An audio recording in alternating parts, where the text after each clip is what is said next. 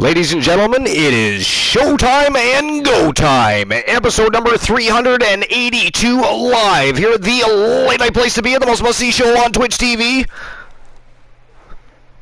We are the very best in fantasy wrestling excellence, bar none, period. We are the Archiverse TV. Welcome to Wednesday night. Welcome to the Archiverse Wrestle Wars. We are back on track. The road to Judgment Day is less than 2 weeks away, and it's going to be a spectacular, a thrill ride, an extravaganza, if you will. Another fall blockbuster as we head in to the winter months. We're going to have a great time over the next few months because we've got a couple big stream previews coming up in the next few months that are actually going to be our second annual events, and we'll talk a little bit about that. We have discussed it briefly on other episodes. We are going to touch base on that a little bit more in just a little while, but the road to Judgment Day is heating up. We also have this weekend, Sunday night, we have, of course, our tribute show to the Turret Man, the silent assassin of the Archiverse, and we're going to celebrate the Turret Man in over 350 episodes. We're going to thank him for his friendship, for his guidance, for his support, for his help with emotes and banners and all the things he helps us with to put on a good show to make sure you guys have an entertaining place to be every single night, whether it be to end your evening, start your morning, doesn't matter. What matters is you're here, and we have become the late night place to be officially. Late night wrestling promotions. We are the creme de la creme, bar none, period. But we're going to be celebrating the Turret Man, so make sure you stop by, have a good time, enjoy the company of the Turret Man, because he is going to be the man of the hours. I was going to say hours, but it really is going to be hours, as you all know. But I have an absolutely smoking hot event set up, ready to rock and roll, to pay tribute to the Turret Man. So make sure you're there. You don't want to miss it. It's going to be Sunday night. It's going to be 10:30 p.m. Eastern Standard Time. That could change to 10 p.m., so do stay tuned. You know how I am. You know how I am. I make a schedule, and then I get the itch, and I got to pull the trigger. You would not want me behind a rifle and be the person breaking into my house, like trigger happy. Shoot first and ask questions later, baby. But we also, the following week, is, of course, the final push, which everybody knows means one thing and one thing only. There will be no Archiverse Wrestle Wars Championships. There will be no WCW Championships on the line. So we will have the week to showcase YTD and give them some opportunities on both shows as the rest of the superstars continue to solidify their spots as we go into next Sunday's stream preview, which is, of course, Judgment Day. And that is going to be a thrill ride all in its own. But tonight, smoking hot card, we have 9 matches, 4 of them very big championship matches tonight. We've got some faction wars. Rivalries are going to rear their ugly heads. We're going to have a great time, and we're going to get things started in just a few moments. But before we do that, we do have to invite our co-host with the most, making his return. He, of course, was on a small hiatus because he decided to get angry at Fortnite, take his headset and chuck it across the city like a boomerang. Some bitch didn't return, though. Banged into a building, scared an old lady. She died of a heart attack. It is a crazy story. We can talk more about it later. But let's welcome One Woozy TV on to the broadcast, episode number 382. My friend, welcome on. Glad you're here. Welcome back. Hello, everyone. How's everyone doing tonight? Glad to be back. How dare you startle elderly women with a headset? I mean, that must have been quite the sight. I mean, can you imagine the people walking down the street, all of a sudden this headset and wire goes whizzing by their head, and people are like, was that a headset? Nah, it can't be a headset. All the while, Woozy's at home going, yeah, it's a headset, bitch. It is a headset. You can't do things like that. That's how they break, and that's why you missed out on. We had some good time. I mean, you were in the chat, but it is not the same experience, is it? Once you've been on the broadcast, it is not the same experience, right? It is. It just isn't, and I get that because you know what's funny? You know what's funny is even when I join other people's broadcasts from time to time. And I enjoy myself, and their communities are their communities, and they're great communities. It's still not the same feel. It's not that same electricity. Those vibes don't flow. But, you still enjoy it for what it is, and you have a good time because you appreciate everybody, right? So yeah, it's not just not being able to be live on the broadcast and being in the chat. It's also being on other people's broadcasts. I find that when I'm on other people's broadcasts, I actually want to do my own. Does that make sense? It's kind of weird, right? But It is. Like, it's just one of those things. But, so anyway, neither here nor there. How the hell was your day? Again, welcome back. Good to have you back at my right-hand side. Glad to be back. You actually really are on my right-hand side right now, too, to be fair. You really are. I'm holding you in my right hand. I have the power. The power. You know, I wish they'd hurry up and make a live-action movie of He-Man and the Masters of the Universe, because they teased the shit out of me when I was a kid with the Masters of the Universe they gave me. And it wasn't the fact that it was a bad cast, it was a stellar cast. As a matter of fact, at the time, Dolph Lundgren, even a stellar choice for He-Man. But oh my good God, whoever wrote that should take their head, turn that sumbitch sideways, stick it straight up their own candy ass, because they were really high on themselves when they made that movie without even referring. I mean, there was no Battle Cat, there was no Orko, there was no Eternia. It was a big pile of mess. But I mean, it was action-packed, and you enjoyed the cast, and unless Frank Langella, and you can Google that if you want. If you've never seen it, you can Google it, but Frank Langella was the perfect Skeletor, man. Oh, he just was, but the movie was horrendous. I wanted to kick my own ass after I watched that movie. I was like, what the fuck was that? Was not He-Man. I mean, there was a guy in the movie, and who the fuck was Gwildor and a cosmic motherfucking key? That was not, there was no motherfucking Gwildor and a motherfucking, listen, I own all the He-Man movies. The only He-Man TV shows I did not purchase was the ones after the original. It was called The New Adventures of He-Man, and it was absolutely ghastly. Ghastly. Glenola. What's going on? I just know it's Glenola, so I'm just... No, Glenola! How dare it? You know what? You know what, Glenola? You know what? Early in the show, we have not started the show. We have not started the show, and you've already forced my hand. I have to do it. You know what? You know what you've done, Glenola? You want to know what you've done? Would you like to know what you have done, Glenola? Number 84.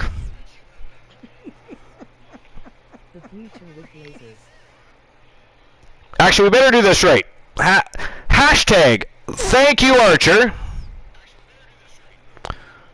Now on the list, number 85. Thank you, Archer, is now on the list. How dare you, sir? There will be no self-appreciating on this channel. This is a channel for the people, by the people. Always about the people. Not about little tiny Archer. I am simply the host with the most. I am the voice that serenades. You are the Archivers. How dare you? Somebody ban Glenola, please.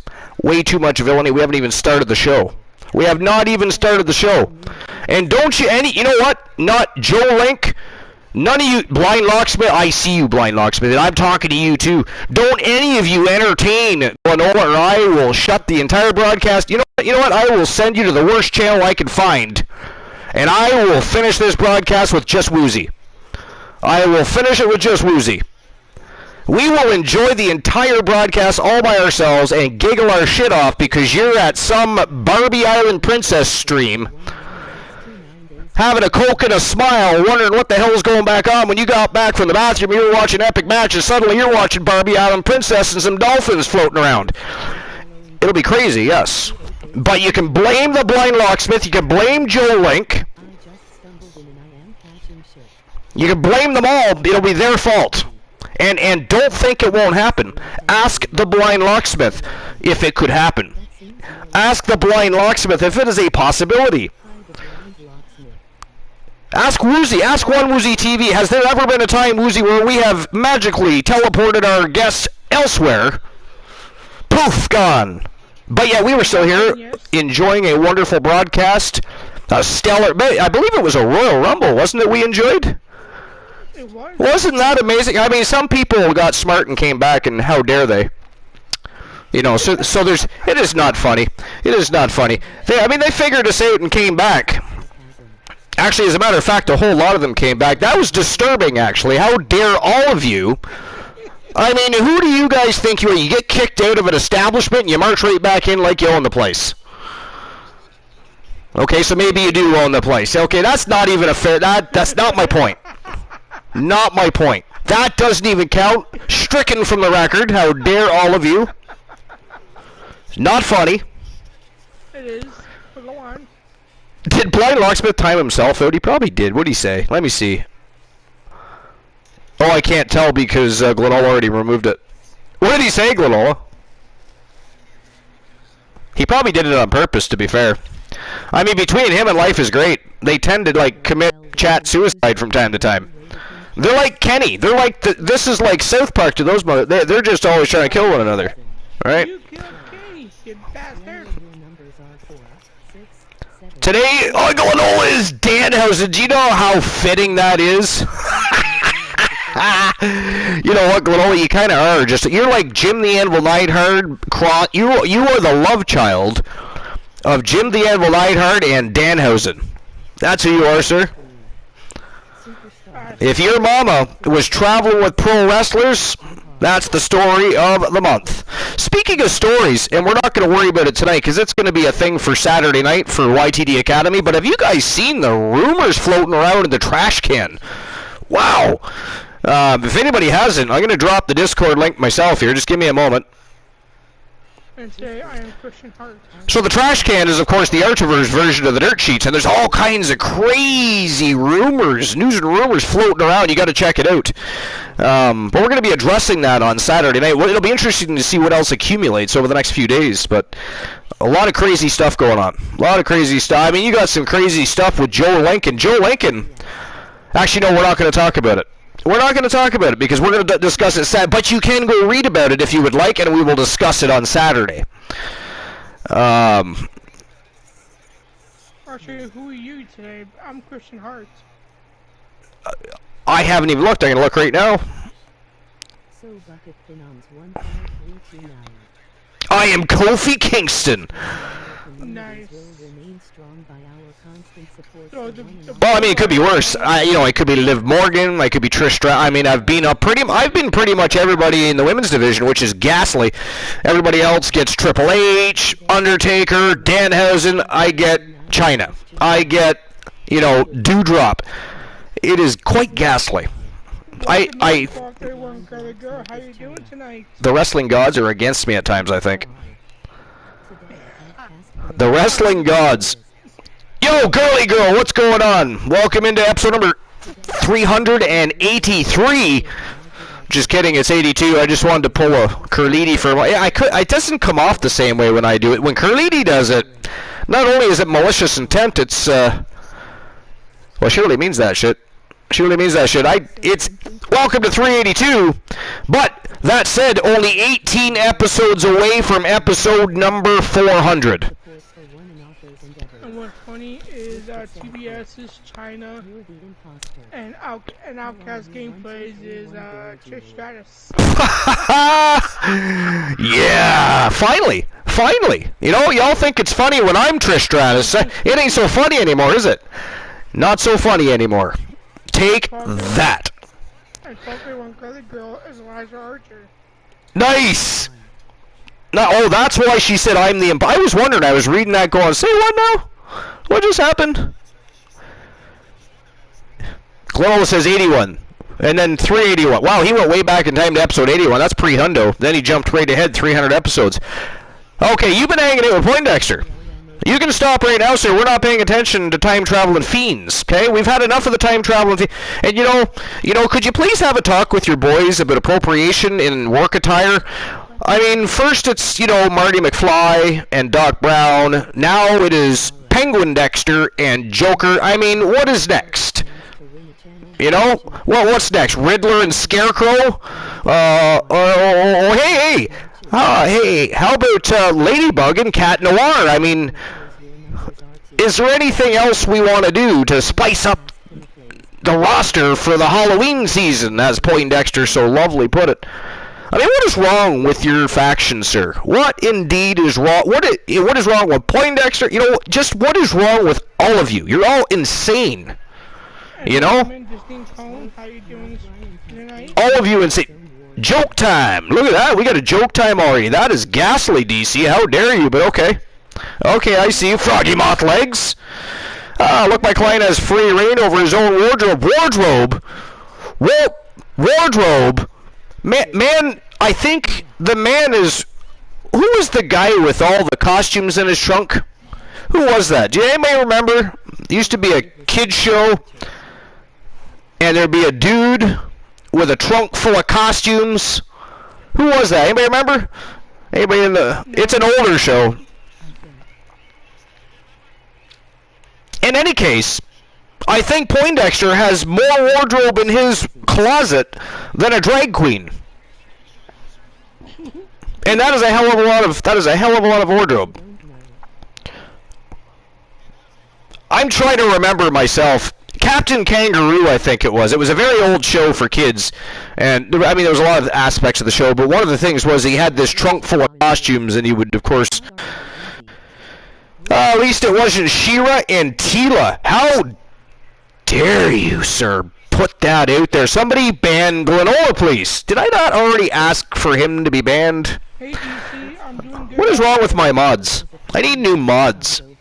Where's Outcast Gameplays? Maybe they want to be a mod. I need people to ban people. No.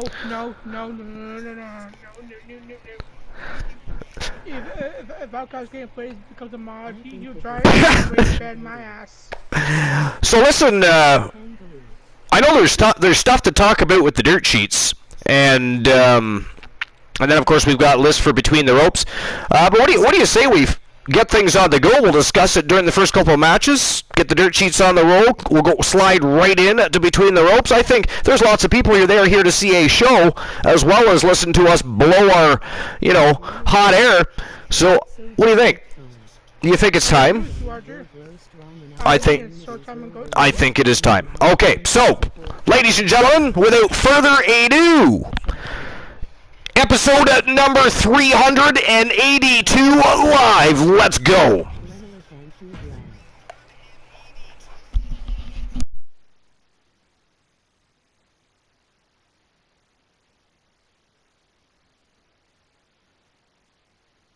Always my pleasure.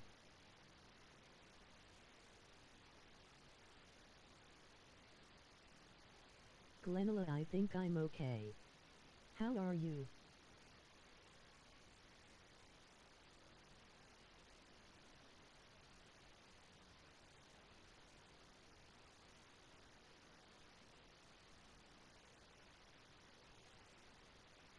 Woozy, you need to turn your mic sensitivity up like 10. The audio? Finer than frog's hair, distinct cone. How did you song and dance go? Does anyone hear this laugh? DC. And here we go, 9 matches of pure fire. They're going to add fuel to the already blazing road to Judgment Day. 4 championship matches, rivalries ready to rear their ugly heads, and of course faction wars that are going to keep you on the edge of your seats. We're going to get the first match of the night started in just a moment. Of course, actually I'm not sure. Do we have betting lines open already, or is that something we're going to be doing? I'm not sure where we stand with that. Can you check on that for me? They are open. They're already open? Okay. So I will go ahead and get the, if you want to go ahead and pull up some dirt sheets, I'll go ahead and get the first betting line of the evening underway for the first match of the night. And, of course, the first match of the night, the Wanderer, Kyle Brewer from Team Bromer, and, of course, in tow, his partner in crime from Team Distinct Cone, the Viking Rose Brewer, and Mr. Brewer taking on one of the newest members of the roster. Started out as a sensation in the YTD Academy and is being given opportunity tonight here on Wrestle Wars to shine in the spotlight. Taking on Kyle Brewer. Bishop B. White, of course, part of the faction with Demon Razor and Leo the King, the Public Enemy. So it's going to be an interesting matchup. We'll see how Bishop B. White handles the veteran ring experience, because let's face it, Kyle Brewer is one of the toughest customers in the company. Multiple-time champion. He's been involved with the tag team, mixed match tag team championship division for quite some time.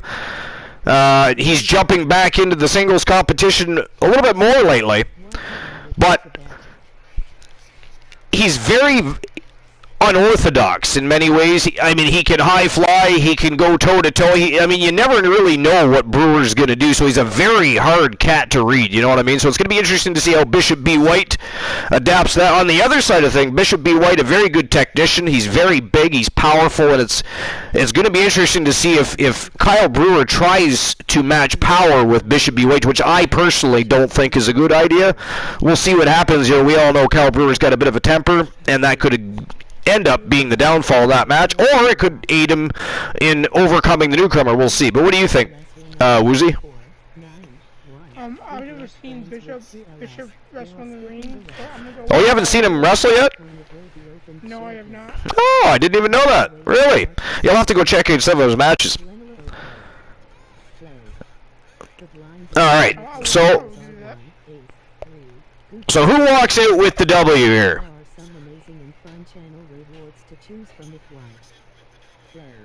Is it going to be Kyle Brewer from Team Bromer, or Bishop B. White from Team Titan G?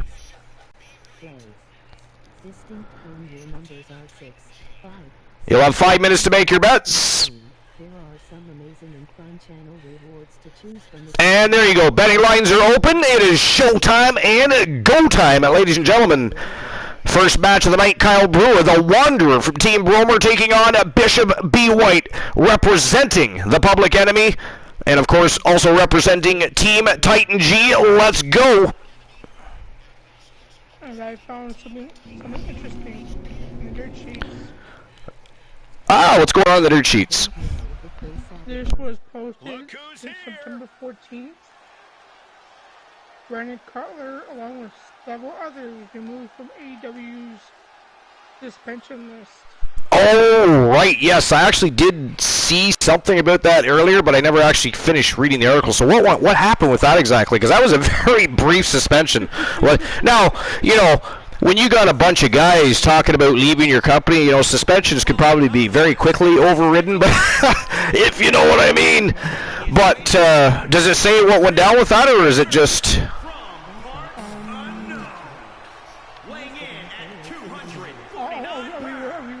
It says here, it was posted by Paul Davis.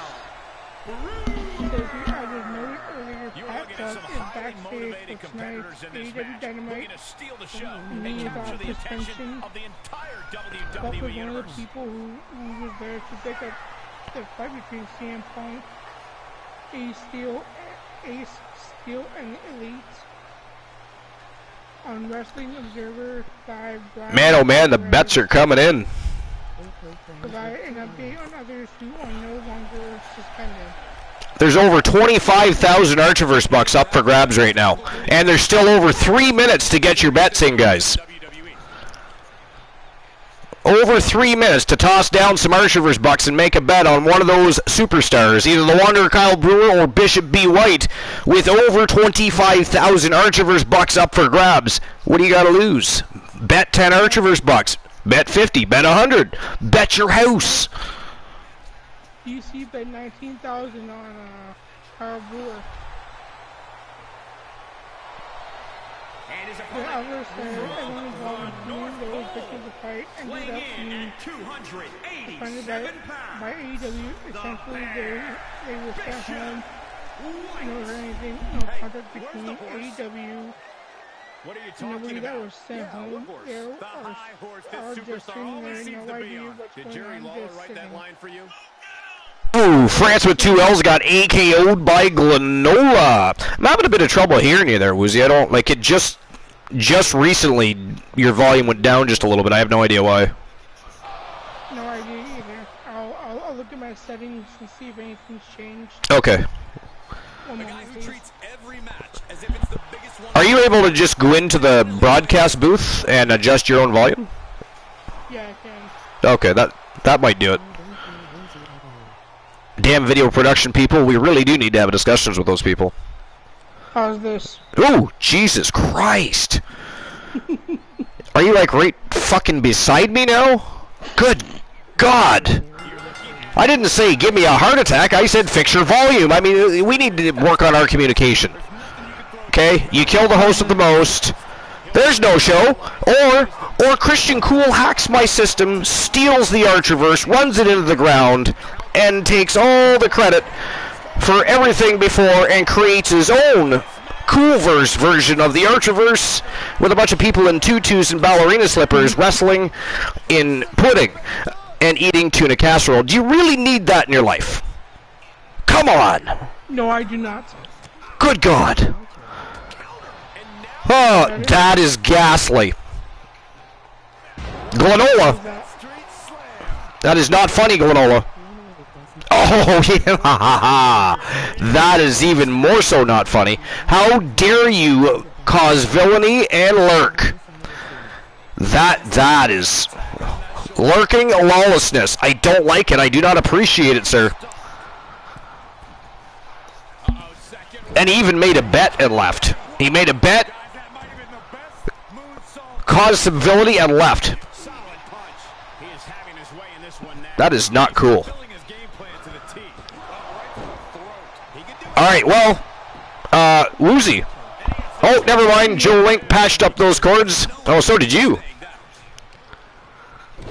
So did you. So we gotta redeem, or sorry, refund Joe Link's points there. Is that better or is that so low? No, I can hear you fine now. Alright. How about the chat? Oh, they can definitely hear you if I can hear you.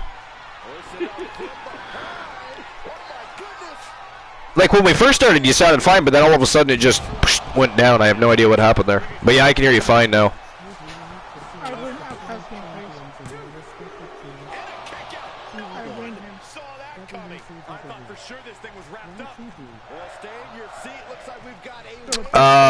Let's see here. Swear jar. Who has a swear jar? Woozy does. Careful, Woozy. I do too.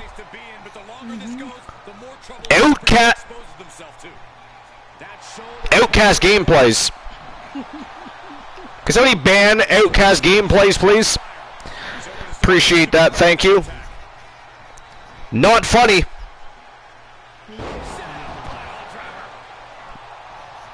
Not funny. Mr. Outcast Gameplay's got jokes tonight.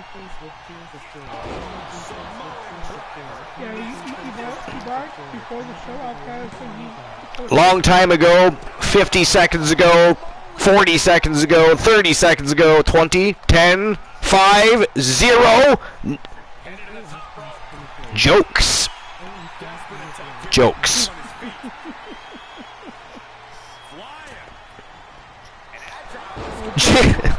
Joe Link AKOs him out of nowhere. An AKO for Outcast Gameplays. Take that.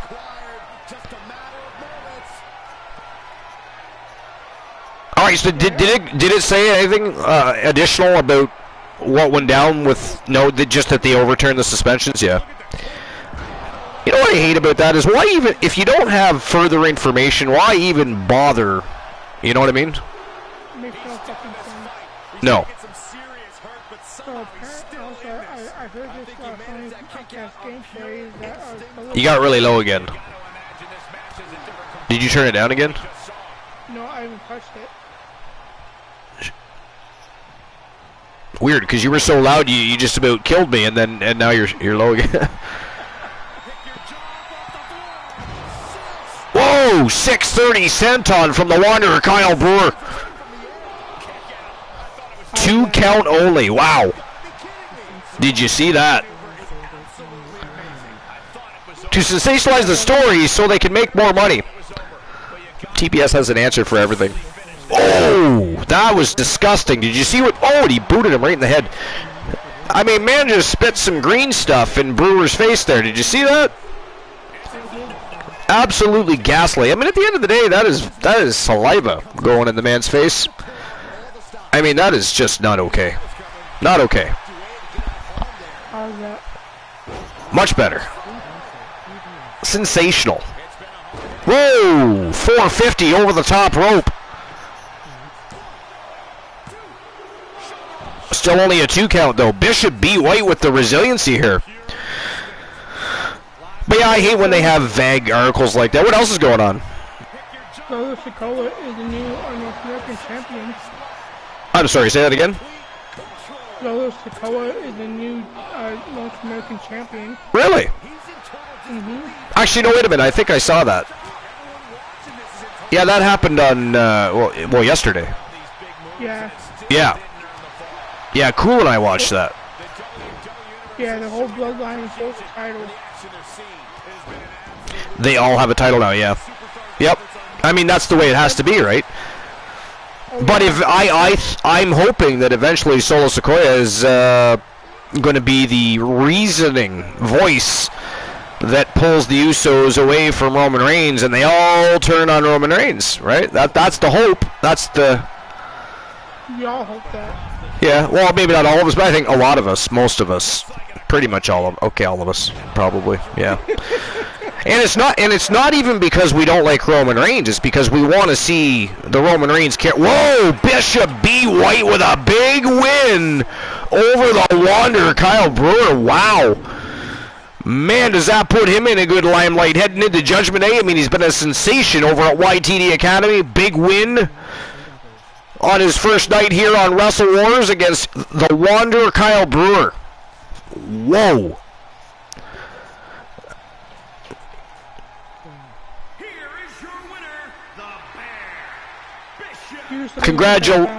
What's that?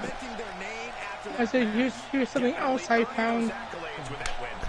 Congratulations to Team Titan G and, of course, Bishop B. White, and in extension, the Public Enemy. And, man, the Public Enemy's been on an absolute tear lately. The entire faction on a tear. So, congratulations to all of them. Yeah, what else did you find? Cody Rhodes, WWE return. Oh, they have a date, do they? I just hope they don't rush him back. You know, like I'd love to. They did what? Latest news, rumors, and date. All right, let's have it. So here, let's fight a famous American professional wrestler, Cody Rhodes, aka Cody Garrett Reynolds Rhodes, is making a headline after the news of his return swirling around internet. To WWE in 2022, no, the likely date. WrestleMania 38 was an amazing night with a massive audience to witness the WWE Universe. When the American Nightmare Cody Rhodes jumped from AEW and made his epic return to the ring after being away for 6 years from the company. We knew this already. Yeah, they like to throw information you've already read about in the last couple of days into the new article they're writing. I hate when they do that. It's like, you bastards. And it says here too, for another headline, is Cody Rhodes return 2022 latest news and rumors.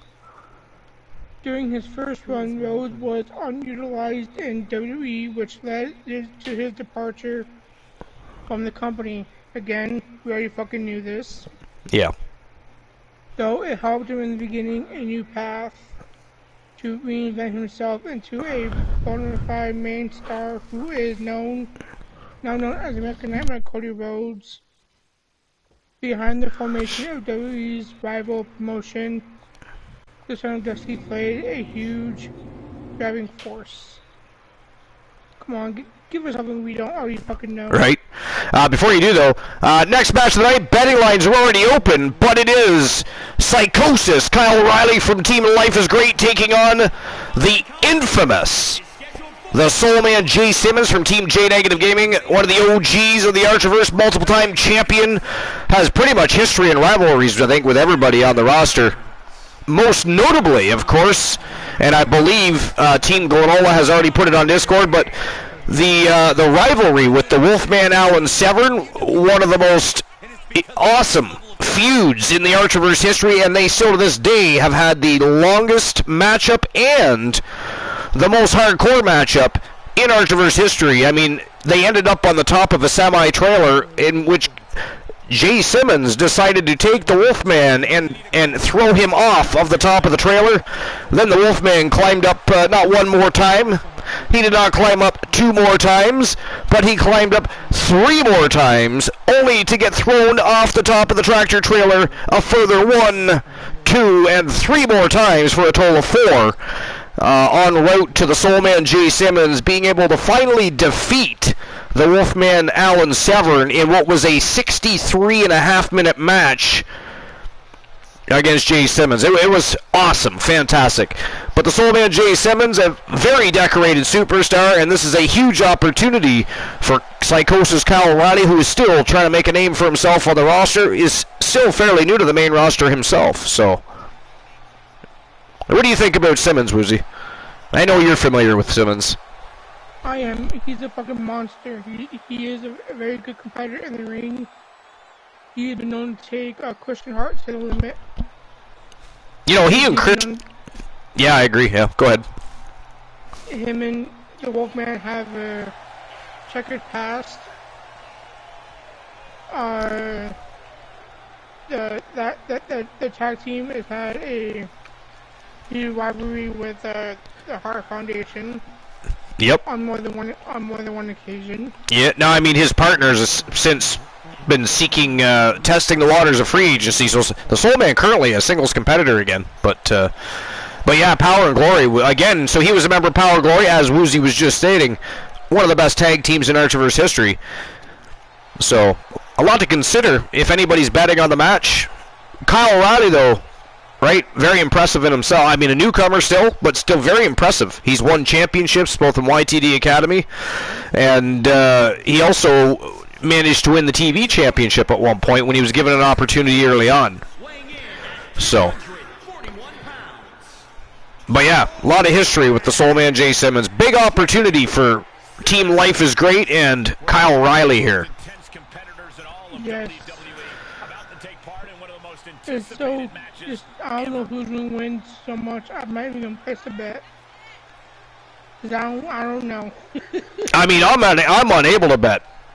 Because Twitch doesn't seem, you know, they don't deem it necessary for me to be able to, you know, bet off some of my infinite Archiverse bucks and offer some extra funds to the pod, if you will.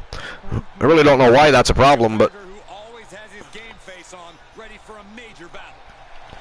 I'd have to, well, I mean, you can do it, but you got to create a secondary account, but I don't need more than one account.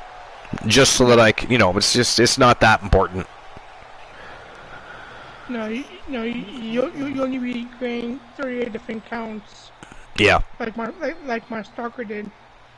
You know, Jay Simmons and Christian Hart are like actually both two of the original little people, or not little people, but smaller guys in the company compared to some of the monsters that are in the Archiverse. Before Poindexter and tables and chairs came in, Jay Simmons and Christian Hart have been facing adversity their entire careers because, again, they are much smaller than a lot of the guys. And now look at the roster, full of amazing talent, you know, that are, some of them are under 6 feet tall. That's about a point. But yeah, anything else going on? No, all this basically saying is about his long-awaited career back when he left to go to AEW. So, like, telling the shit we already fucking know. Yeah. There was no date on when he's coming back. I haven't even really looked much at the Dirt Sheets today, to be fair. I didn't either. I'm just having a look here right now. Okay, I read more. I got his return. I got when he's return. Oh, they do have a return date. Okay. Yes. Next year's Royal Rumble. Next year's Royal Rumble? Mm-hmm. See, they're going to push him for WrestleMania. Like I said, I just hope he's ready. You know, I hope they don't rush it, and then he gets re-injured, and then he's out again. You know what I mean? Because, I mean, I'm pretty fired up for the return of Cody Rhodes, and it was very short-lived because, you know, but so I'm excited to see him come back, and I'm excited to see his story unfold because it's going to be an amazing story to watch and watch as things transpire, and finally Cody Rhodes be able to accomplish the one thing nobody else in his family was able to do, and that is win the WWE Championship. It is going to be epic.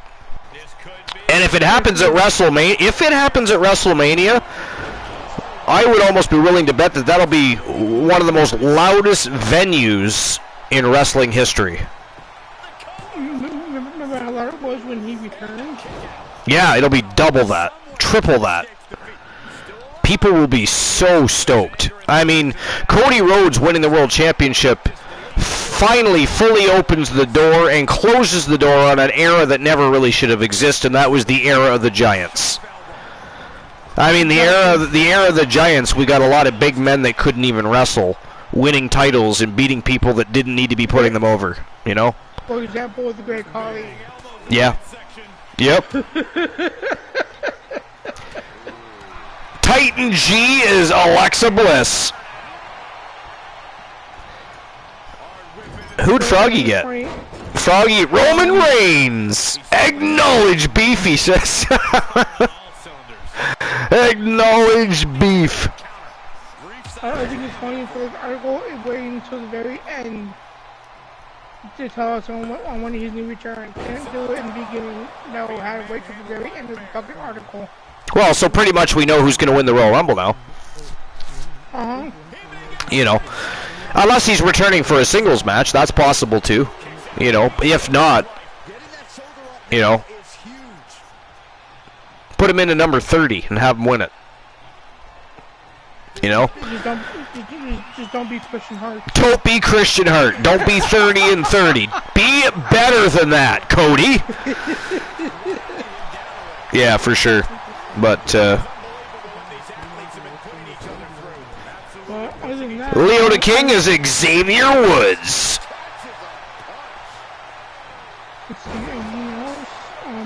No. If Boss Apollo was here, yes. I feel like Boss Apollo today would be Kaylee Ray. Here's something again. I found an article. Okay. It's from NoDQ.com. NoDQ.com? Yes. Okay. I just want to make sure I heard that, that's all. The WWE Tag Team titles are rumored to begin a new design. Interesting. No more coins. No more coins. Or they simply alter the coins and try to make the coins look better. I mean, which is it going to be? You know, I mean, I'll be interested to see, and I hope they finally change the World and Universal titles, for God's sakes. I assume if they do, it won't be till after they split them up again. Right?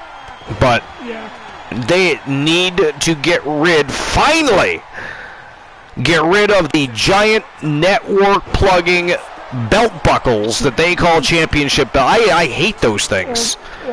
Or your grandmother's brooch. Well, yes. Well, you know, I don't know. I don't know what's worse. I don't know if it's worse wearing a giant belt buckle that plugs, you know, the WWE network like it's a fucking rodeo. I don't see any horses or bulls. Or is it worse to walk around wearing a giant brooch that you somehow had enlarged? It was from your grandma's wardrobe drawer, you know, and somebody enlarged it and put it on a leather strap for you, and you paraded it around as a championship belt. I don't know. Definitely the brooch, TBS says. Yeah, you're right. The brooch is worse. No, they better not fucking do this. They better not. What? There's rumors for 2K23 that Edge is gonna be the cover. For what? 2K23. Edge is gonna be the cover? Yeah. I gotta be honest, I wish they would just continue working on 2K22 and then have a 2K24. Again, I don't think you really need a wrestling game every single year.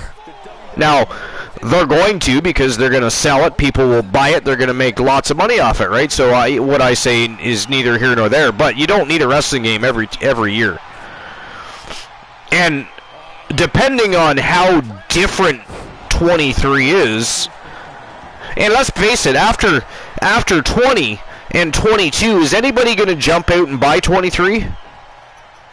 You'd be surprised, Archer. Well, I know there will be those people, but how many of us are going to be willing to do that after we watched and went through what we did? You know what I'm saying? But who knows? Maybe somebody will gift it to me again. For the they didn't just gift it to me. Complete Geek TV gifted our community with 2K22. So if that were to happen again, I would obviously switch to 2K23. But if that does not happen, then I would simply wait it out, see how many problems that game comes along with, for starters, right? Which it will. Yeah. It will. Mark our words, it won't be having issues as soon as it comes out. TBS, I'm hoping that's the case. Whoa, Jay Simmons with the big W. The Soul Man with a big win over Psychosis Kyle Riley. Congratulations to Team J Negative Gaming, and of course the Soul Man Jay Simmons. Big win as we head in to Judgment Day. And look at this, Kyle Riley approaching the multiple-time champion. Look at this, extending his hand. Look at that. Now there is what you like to see, folks, a show of appreciation, some sportsmanship. Hats off and shout out to Team Life is Great, and shout out to Psychosis Kyle Riley. Great show of sportsmanship right there to a legend of the Archerverse. Fantastic. I found another article. You found another article? Yeah. All right, let's have it. I'm going to go ahead and issue the payout for the last match, and I'll start the betting line for this match. So the next match of the night, ladies and gentlemen, the former Archerverse Unified World Television Champion and, of course, multiple-time champion from Team Cornhusk Show, Carino Sinister Farmer, taking on the immortal Hollywood Hulk Hogan. Let's see what happens during this matchup. This is a matchup that has never, in the history of the Archerverse, taken place. Farmer has never faced Hogan. It's going to be very interesting. Both of these guys looking to push forward. They want to stay in the limelight. They want to head to Judgment Day seeking gold. A win over one another will most certainly put them on the right path for that. But who is walking out with the W? Is it going to be Farmer or Hogan? What do you guys think? I'm going Farmer. You're going Farmer? I guess I got to issue the payout for the last one first. That might help. There we go. That could help. That, yeah, you know, it definitely helped. It definitely helped. Hogan is just a side of beef to Farmer night. Yeah, well, yeah, that's where we were kind of hoping those things don't ever actually happen, but you are probably correct in assuming that he does look at him like a big chunk of prime rib beef. Yes. I think, there's a reason I refuse to interview Farmer, and most of our broadcast booth will not even consider it. Actually, most of the company won't. But yeah, no. Everybody's scared of Farmer. Alan Severn does not fuck with Farmer. I have not once seen even War anywhere near Farmer, and that man is a mammoth monster. Really, now there's a dude, there's something wrong. I don't know about you guys, but I think something is wrong with War. I think there's something bothering him. Really do. Very angry man. Very, very angry man. I left the locker room in much worse condition than Severn ever did. I really didn't care for the bill. Not so willing, much like Farmer, not really so willing to go down and confront any of that nonsense because, well, you know. Nope.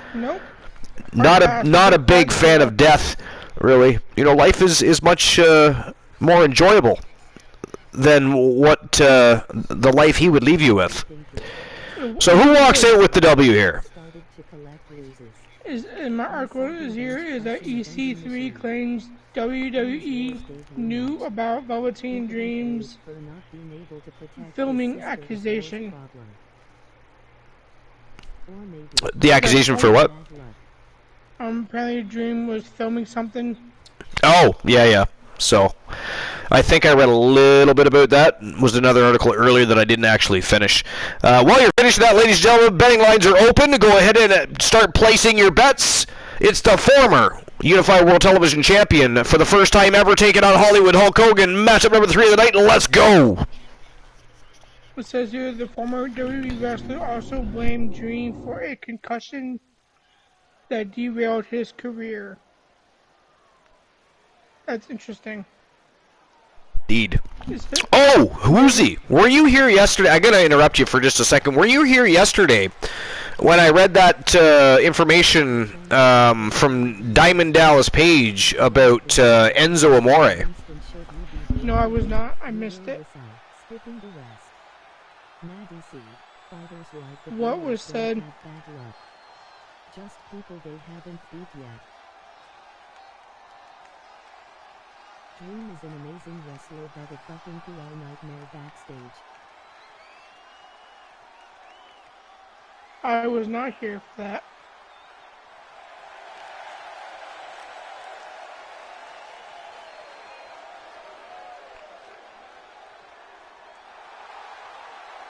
The following contest is scheduled for one fall. Making his way to the ring from the Garden of Eden. Weighing in at 247 pounds, the WCW Television Champion, Archer? No, I'm still here. I'm just actually looking over some articles here while you were discussing. Okay, I know you actually mute yourself or what? Sorry, say that again. I know if you mute yourself or what, I had no idea because I was saying, no, I did not hear about. No, I know, I was trying to find that article. Okay. Because there was an article, Diamond Dallas Page, so you all know, you remember the accusations against Enzo Amore? Why, like why he would, whoa! Look at that. Okay, why is War... I have no idea, but he is attacking Carino Farmer. That is ballsy.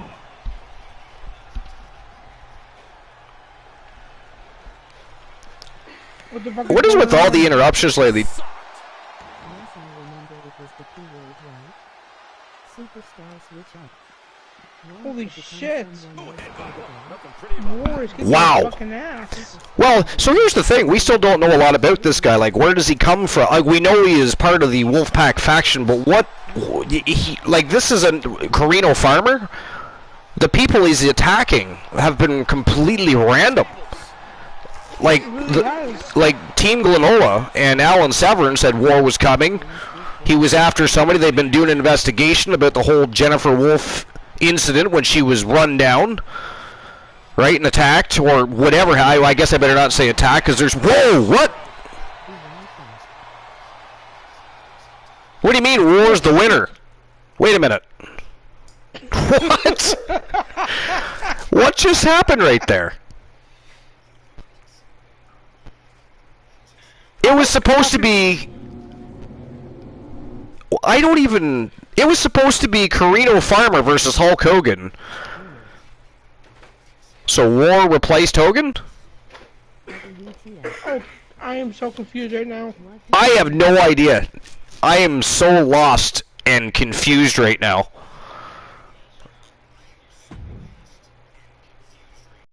So, yeah, that was supposed to be a one-on-one matchup between War... No, sorry, that's who interfered. Carino Sinister Farmer and Hollywood Hulk Hogan. It was so bad that the freaking betting lines didn't close. They're still open. The blind locksmith says, Archer, you might want to come look behind the curtain.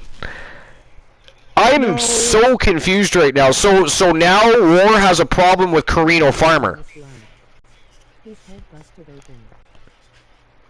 That's what I'm thinking. That's crazy. So the list keeps growing because he attacked Kevin Sammartino, right? He's attacked Carino Farmer now. Who was the last person he attacked? I don't remember, to be honest. He attacked somebody else too. Joe Link, who was the other person that War attacked? Wait a minute. Farmer took something from War's nephew? Froggy Mothleg says, who is War's nephew? And who... What? Okay, Froggy, what the fuck is going on? Explain yourself, Belt. please. He says belt. Wait a minute. Okay, so...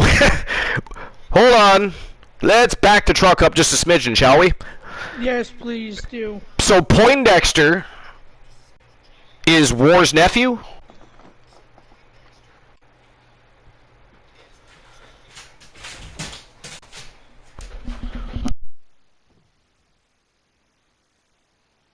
Froggy, explain yourself, please.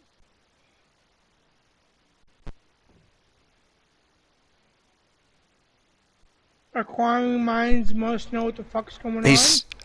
And TBS just said, what did he take from Poindexter?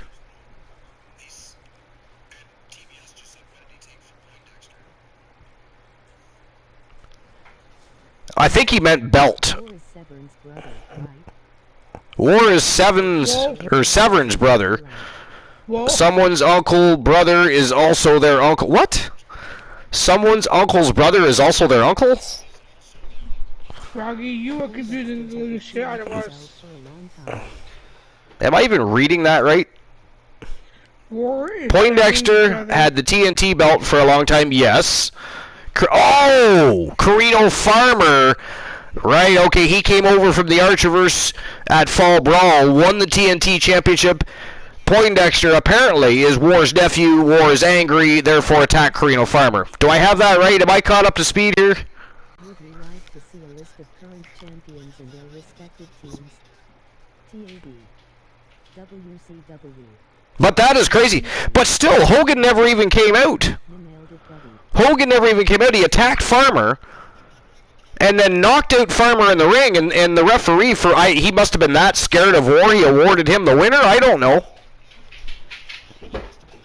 Well, wouldn't you do the same thing? Seeing the side? Well, no, because I would not ever be in that position to begin with, because that is ludicrous. There's no way we pay the referees in this business well enough, I'm telling you. I mean, they're not just getting beat up on the men's roster now. They're getting beat up by the ladies these days.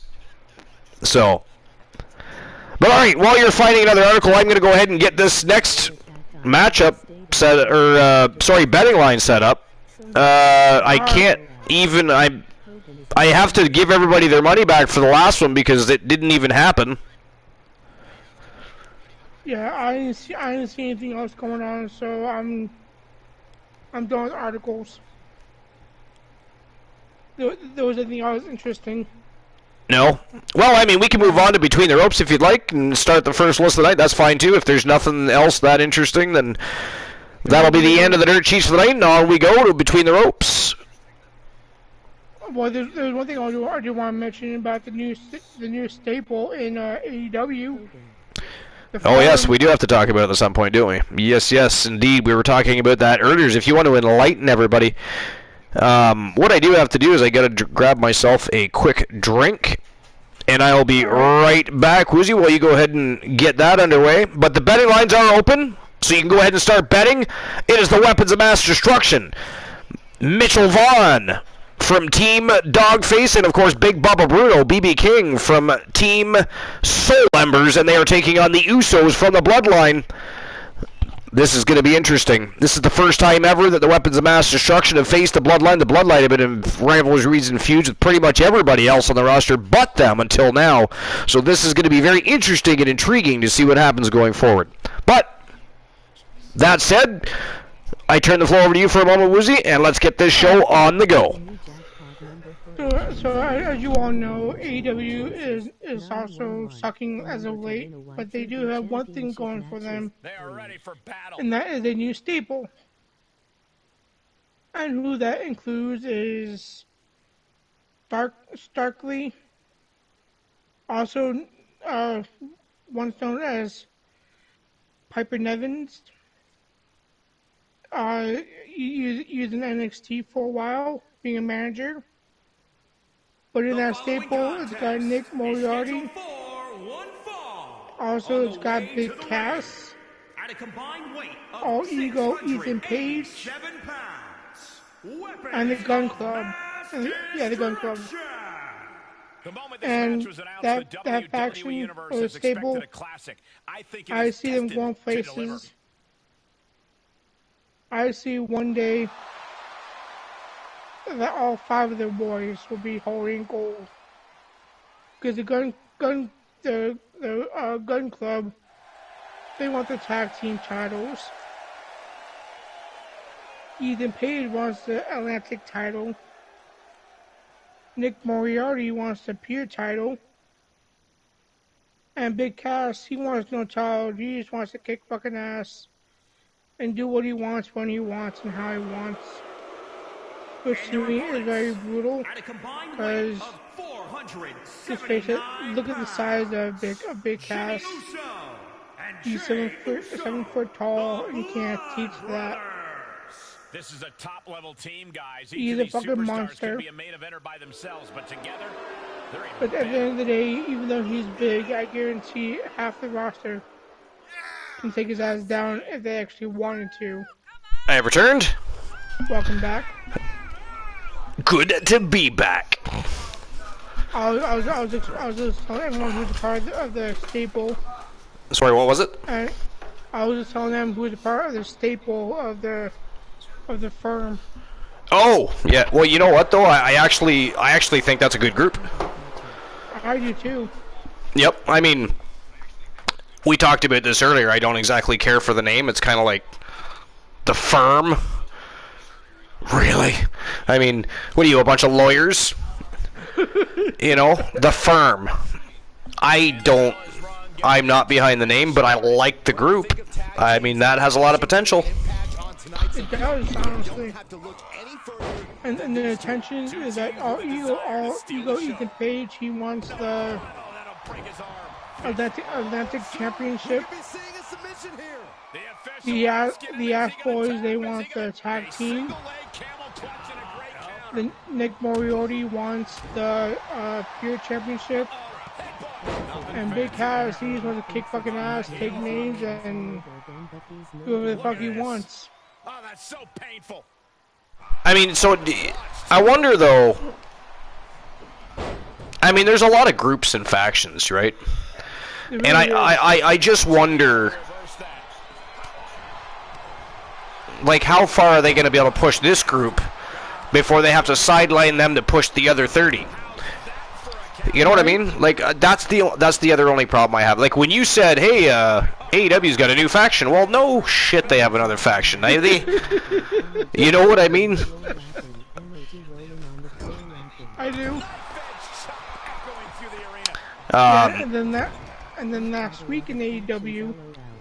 Yo, Maze, what's going on? Uh-oh, Maze got timed out by Stream Elements. Must have said one of the 3 dirty letters or something. He says AEW. Yep, said AEW. The Forbidden Letters. The promotion that shall not be named. Maze. Also, Archie, you gotta add another thing to the list. What am I adding? What's best for business? Oh, who said that? Outcast Gameplays. How dare you, Outcast Gameplays?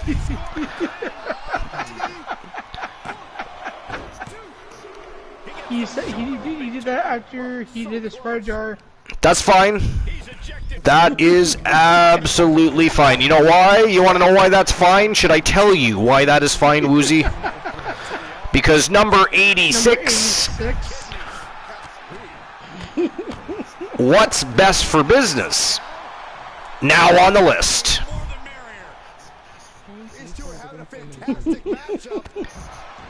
Now who's interfering? You know, if Outcast Gameplays keeps it up, I will ban the entire English alphabet and we will have to start speaking Spanish.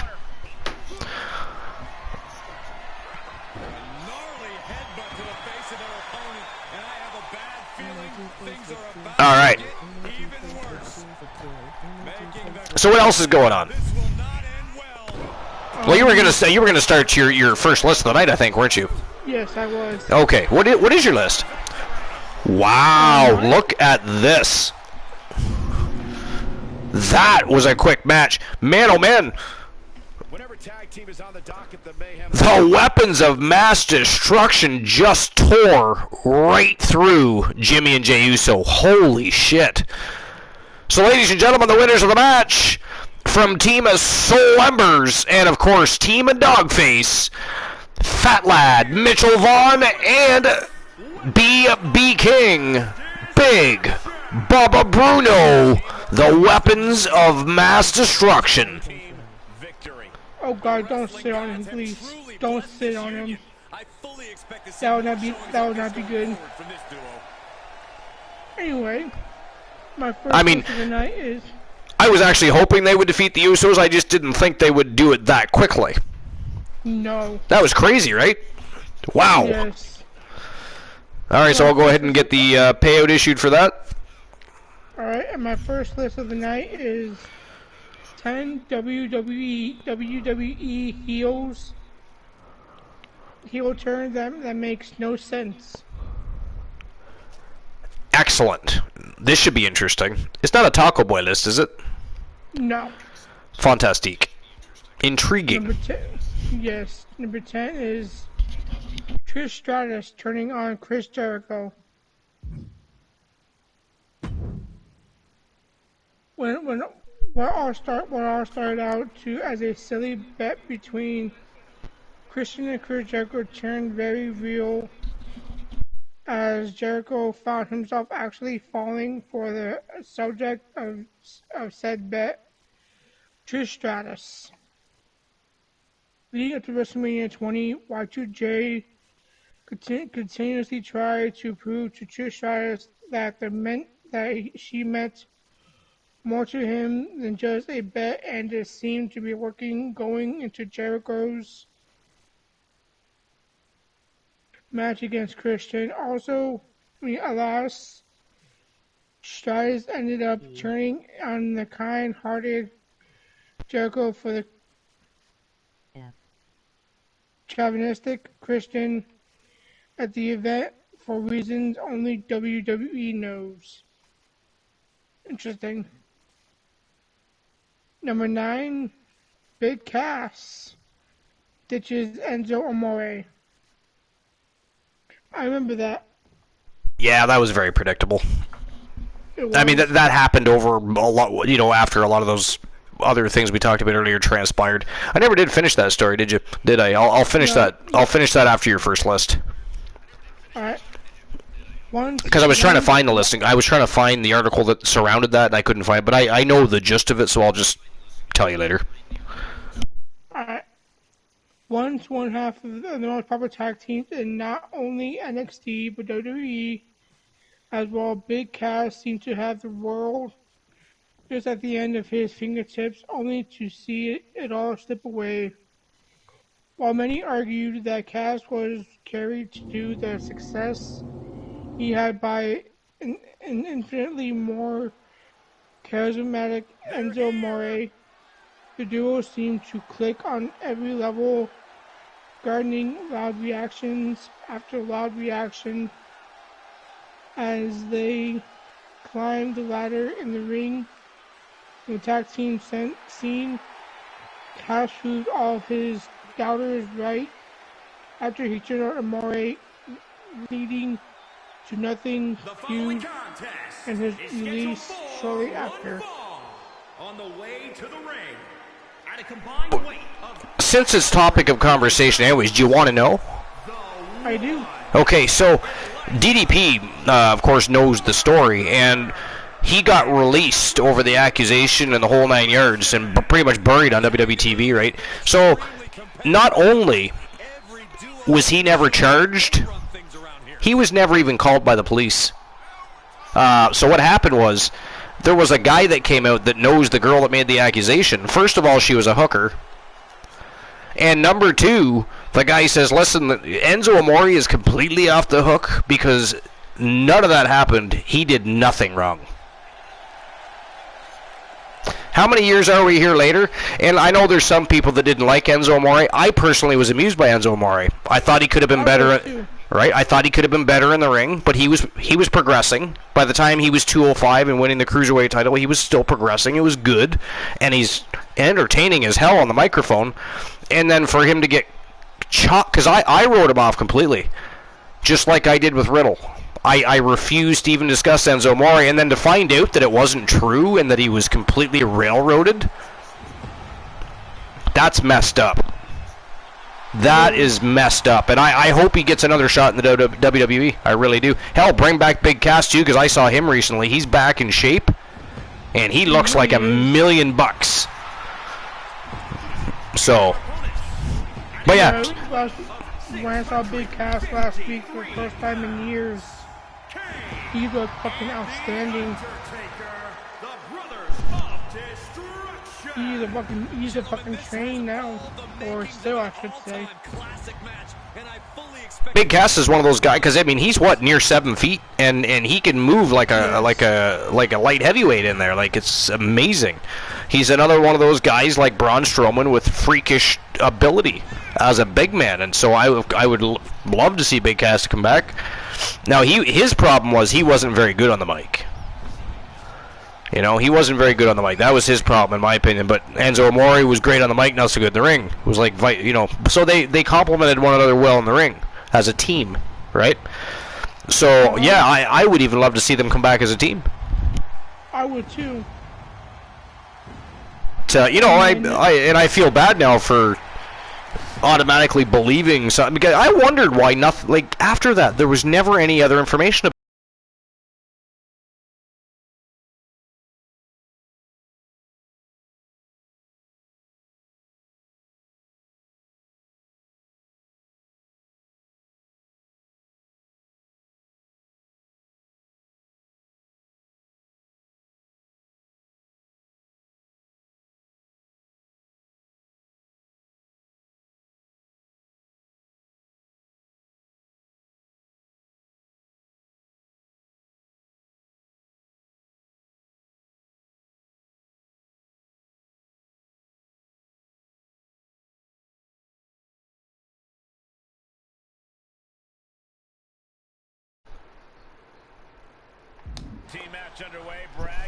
There we go. I believe I fixed the issue. That shouldn't even interrupt the broadcast. Alright, so that's what we get for talking about...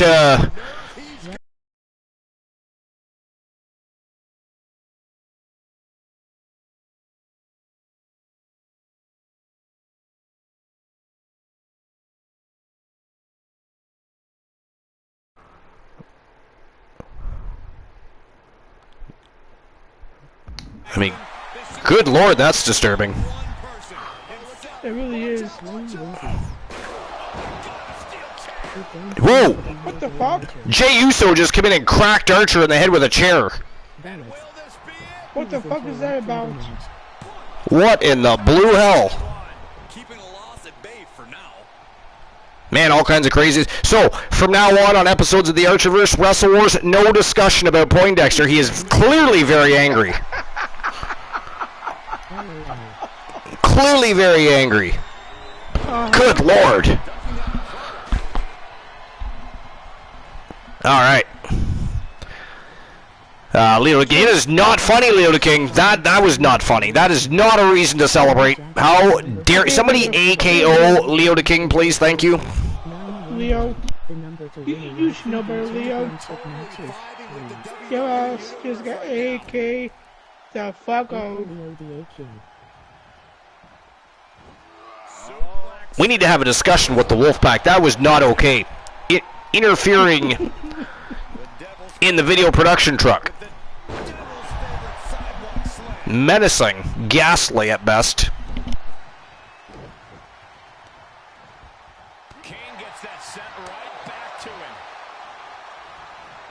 Anyways, yeah, back to your list there, was he? Yes, number 8 is CM Punk. Had to call you boss.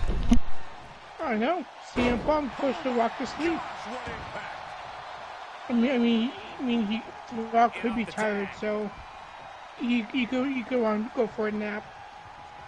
Roughly 1 year before the monumental Raw 1000th episode, there wasn't a better, there wasn't a harder babyface on the planet than CM Punk. Coming off his defiance of Vince McMahon and the whole WWE machine, Punk had lost some steam by the following summer, but he was still in the middle of what ended up being a historic title reign and was still one of the most popular. Jey Uso out there just pacing around looking to interfere. What the hell is he still doing out there exactly? The man just lost a match. Why? It is not funny. It is not funny. Man just lost a match. Why is he out there? He does not even belong out there, much less interfering. I mean, this is ghastly that the referee is even condoning this. Unfortunately for Punk, however, the WWE needed to get the title on The Rock for his match against Cena at WrestleMania, leading to Punk's blasting Rocky with a go to sleep to close out Raw, granting Punk's new role as Rock Whipping Boy. But that didn't stop The Rock from trying to reach out to CM Punk on a Raw in 2017. What a guy.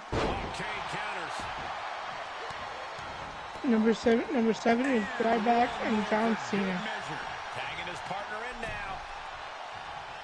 My coffee is ready, so I'm just going to step away for a moment and grab that. I didn't want to leave you by yourself for too long. Like, sometimes I just go make a coffee. Plus, lately, I've left for 30 seconds, come back, and matches were over. That is getting annoying. So I literally left my coffee at the concession, but I'm just going to run it, grab it, hopefully, not trip and fall. Yeah, we don't want you falling. But I shall be right back. Alright. Ryback is a great example of what could have been in WWE, just as he was slowly but surely catching steam and fan support with his mauling of multiple opponents and his "Be Me More" chant. He caught a loss to Mark Henry at WrestleMania 29. Even after that match, Ryback could have rebounded with a strong feud and been poised to be one of the top babyfaces on the roster. But after WrestleMania, any momentum he had was thrown to the wind as John Cena was desperate for a heel challenger, beating to Ryback, attacking Cena, and putting an end to any chance he had. Number 6, Shane McMahon chokes out The Miz. Ever since his incredible return in 2016, Shane McMahon has managed to garner some of the loudest reactions of anyone, promising and delivering on some of the complaints many people in the internet community have had, along with his usual daredevil tactics in the ring. Clearly, the itch for in-ring competition never left the prodigal son, as he found himself in the ring more and more often before being talked into teaming with The Miz and winning the tag titles. After losing those titles to the Usos and following fans to recapture them in The Miz's hometown, Shane decided to throw it all away, attacking his former partner in front of Mr. Miz, setting up what's sure to be one of the least anticipated WrestleMania matches. I mean, that rivalry was half-assed. There was no need for that rivalry at all.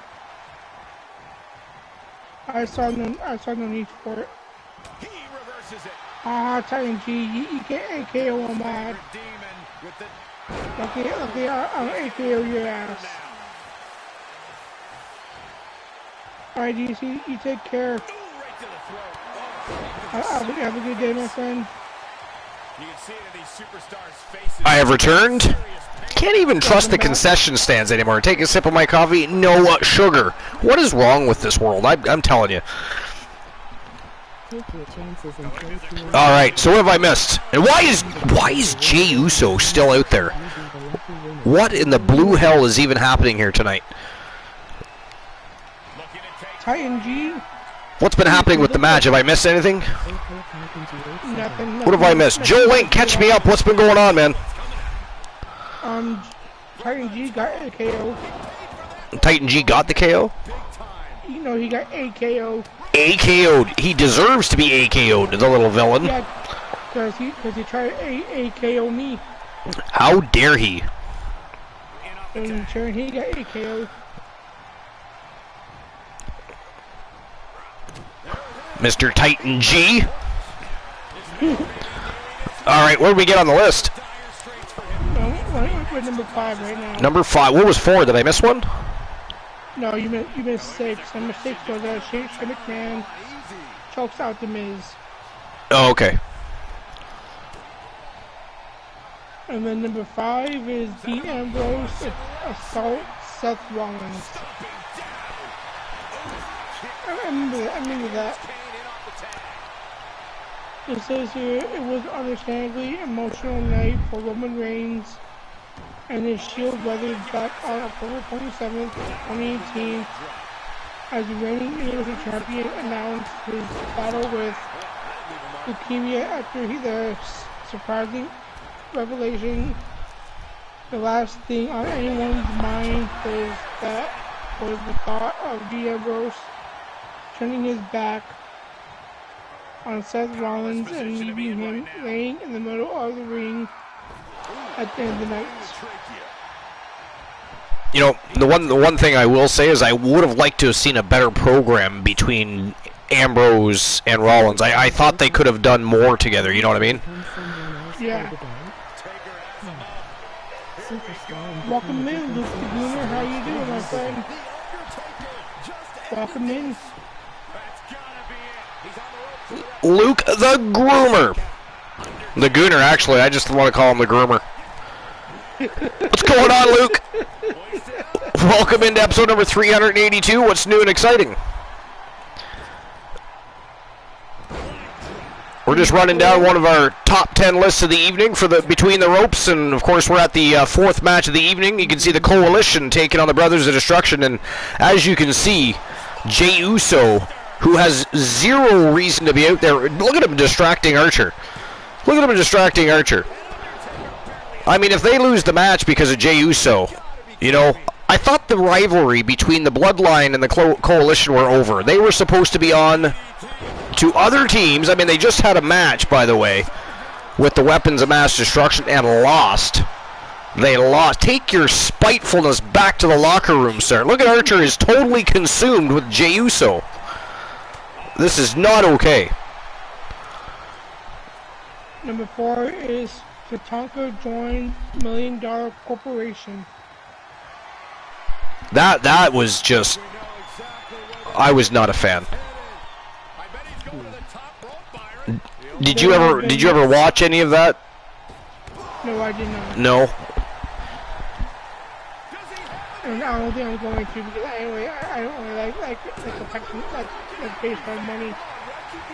Yeah, I mean, I just wasn't a fan of that. I was a big Tatanka fan, but he just didn't make a good heel. So for him to join the $1 Million Corporation was just, it just kind of ruined the Tatanka character, so to speak. It says here there have been many white meat babyfaces throughout the history of WWE, but arguably none of them were as bland as the Native American Tatanka. Despite this, he managed to get the crowd on his side through his infectious energy and not much else. Yeah. Somehow the powers that he decided that the way to truly unlock Tatanka's potential was to turn He turned heel by joining the TAV, going from a proud member of the Moonbeat tribe to another money-hungry superstar. Took away any all-year Tatanka may have once had, turning him into just some guy. Still a long way to go. Yo, Luke, you had one of your wrestling shows today. Awesome. How'd that go? Still a long way to go. Well, it's a slow process. Slow process. Just stay dedicated to your craft and keep producing quality content, and you'll do just fine. Number 3, Rikishi does it for The Rock. Sorry, which one was it? Number 3, Rikishi does it for The Rock. Oh, okay, yeah. Yep.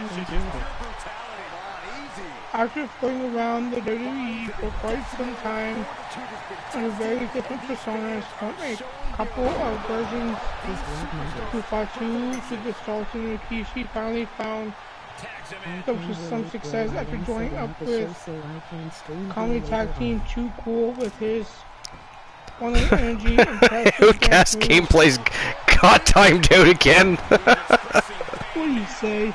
I don't know. It was deleted. Yeah, it was. Stream elements popped him already. And Luke the Gooner, that is absolutely what matters most, because your audience can tell if you're enjoying yourself and having a good time, and you're passionate about what you do, and that's a very big deal, right? So the fact that you enjoyed yourself and had a good time, all that matters. I assume there's a VOD. Are you keeping your VODs? Like, are we able to go check it out? Or even... can you share it to the Archiverse Discord? Can somebody drop the Discord link, and Luke the Gooner can go ahead and share the stream to the Archiverse Discord? There we go.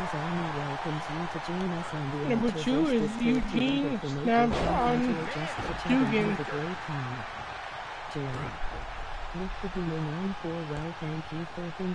There are characters that never should have made it anywhere in WWE. And then there's Eugene, Eric Bischoff's kayfabe nephew with a special needs character who idolized many of the guys of the sport, greatest superstars, and would emulate them in the ring. And that is it. That is all. Just going to interrupt you for a minute, Woozy. The winners of the match, the Coalition, Robert Roode and the one Elijah Archer, have just defeated the Brothers of Destruction. And boy, does that put... Because, Joe Link and I were talking about this earlier. If anybody's been paying attention to the action that's been going on over in the YTD Academy, you'll notice that the Coalition have been on quite a tear over there. And tonight, they continue that tear by here on an episode of Wrestle Wars, defeating the Brothers of Destruction. I mean, The Undertaker and Kane, that is phenomenal. But what is ghastly is still the fact that the very spiteful Loser, by the way, Loser because we all saw the Weapons of Mass Destruction, right? Fat Lad Mitchell Vaughn, Big Bubba Bruno, they destroyed the Bloodline, and they're clearly very angry about that. But how dare they interfere in the Coalition's business? The Coalition have already dealt with those guys. Their rivalry should be at an end. No business did he have being out there. That was ghastly. Absolutely ghastly. Yep, there you go. Thank you, Joe Link. There you go, Luke. Just joined on your mobile, was watching on PS5. Nice.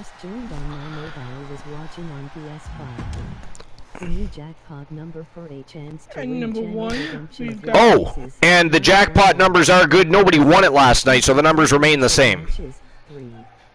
Discord. Alright, so I'll issue the payout for that. Give me a moment. And there we go. 7, 8. All right, so next match of the night, ladies and gentlemen, is the first championship match of the night. It is for the Archiverse All-Star Wrestling Championship, and of course the All-Star Wrestling Championship is always going to be battled over by legends and champions. And of course, if you're a former champion, you're still considered a champion of the Archiverse. So we have former champions, and we have, of course, legends all in this matchup going to contention. They are looking to dethrone the first ever winner of the Archiverse All-Star Wrestling Championship, Sheamus, the Celtic Warrior, and it is going to be one hell of a matchup. This is an Elimination Chamber matchup. Of course, here at the Archiverse, we call it the Eliminator, and it is a 6-man Eliminator. And look at the villains. We have the Fiend from Team Snorhawk 64. We have the A-List, Carlos Hawkins, Seth Rollins. We have Edge, the American Nightmare, Cody Rhodes, and of course reigning defending champion Sheamus. It is going to be one hell of a match, but who do you guys think is walking out with the gold? I know I have the Fiend. Somebody has the Fiend. I'm not looking at that screen at the moment because I'm setting up the bag line. So who was choosing the Fiend? The Blind Locksmith. Blind Locksmith? So the Blind Locksmith... My bot to tell me when someone follows my stream. Luke got timed out. Oh, you know why? Because he said stream. Luke, stream is a very foul word here at the Archiverse. It is one that is not utilized. This is a broadcast. We only have broadcasts here. Productions, if you will.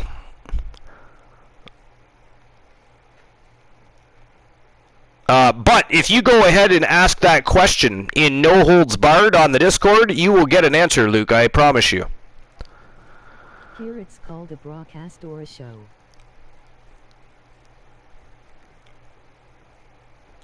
And yes, we are that childish. It is a broadcast or a show.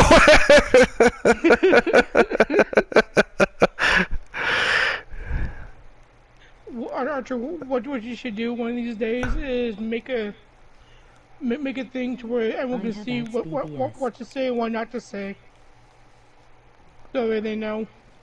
Do which? Make a thing to where they can hit the dot thing and say banned words. So oh, well, that's no fun.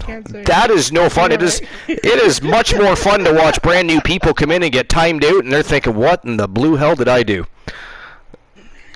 That's true. Right? That is fair. It's part of the show. It's part of the element of surprise. Expect the unexpected while you are at the Archiverse, because we are a bunch of rabid wolves and trolls, and we like to have a good time.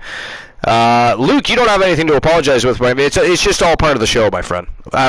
You know how Chris Jericho has the list of Jericho? We have the list of Archer here, and we're currently up to 86. And of course, one of those words on the list happens to be stream. There are many, and the list is a result of the villainy and vile antics of the Blind Locksmith, of Outcast Gameplays, of One Woozy TV, of Glenola. It is their fault. So you got timed out because of them. Unspec the X corrected. Huh. Unspec the X corrected. Oh my good God! I think Froggy's been drinking. It's been Froggy's. I don't even know what to make of that. You're welcome. Outcast Gameplay says you're welcome. He takes full credit, no problem at all, right? I got a question. You know, there's just a little over 3.5 minutes left of the bag lines. Why is there no match? How dare all of you delay the Eliminator matchup? Let's get the show on the road. It is go time. Let's go. All-Star Wrestling Championship on the line. Sheamus is defending. Who's going to take it home? Will it be the Celtic Warrior defending, or will one of those villains dethrone him? We're going to find out right now. Let's go. Sorry, Archer. Is our stream preview on the list?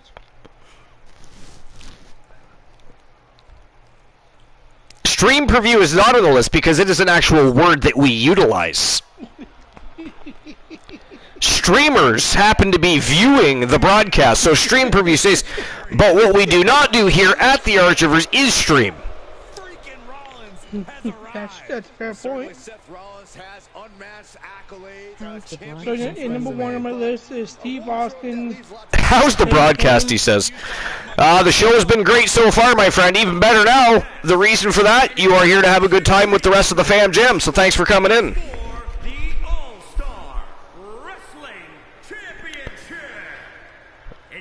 Yes, Stone Cold Steve Austin shakes hands with the devil. Ah, yes. I never thought I'd see the day.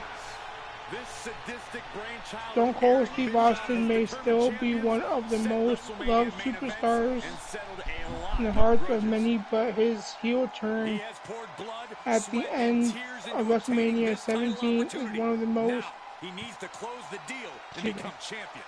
memorable in all of wrestling history, and all for the wrong reasons. Definitely gonna host. Despite spending years feuding with Vince McMahon and winning multiple WWE championships along the way, Austin found it necessary to side with the devil himself in order to win the championship one more time against The Rock, as a classic example of WWE wanting to shock the audience just for the sake of surprising the audience. I mean, it was a big surprise, too. I mean, that was a complete shock back then. I mean, I'm sure there were some people that expected Austin to turn and maybe join, but I think a lot of people were thinking, nah, that'll never happen. And then it did.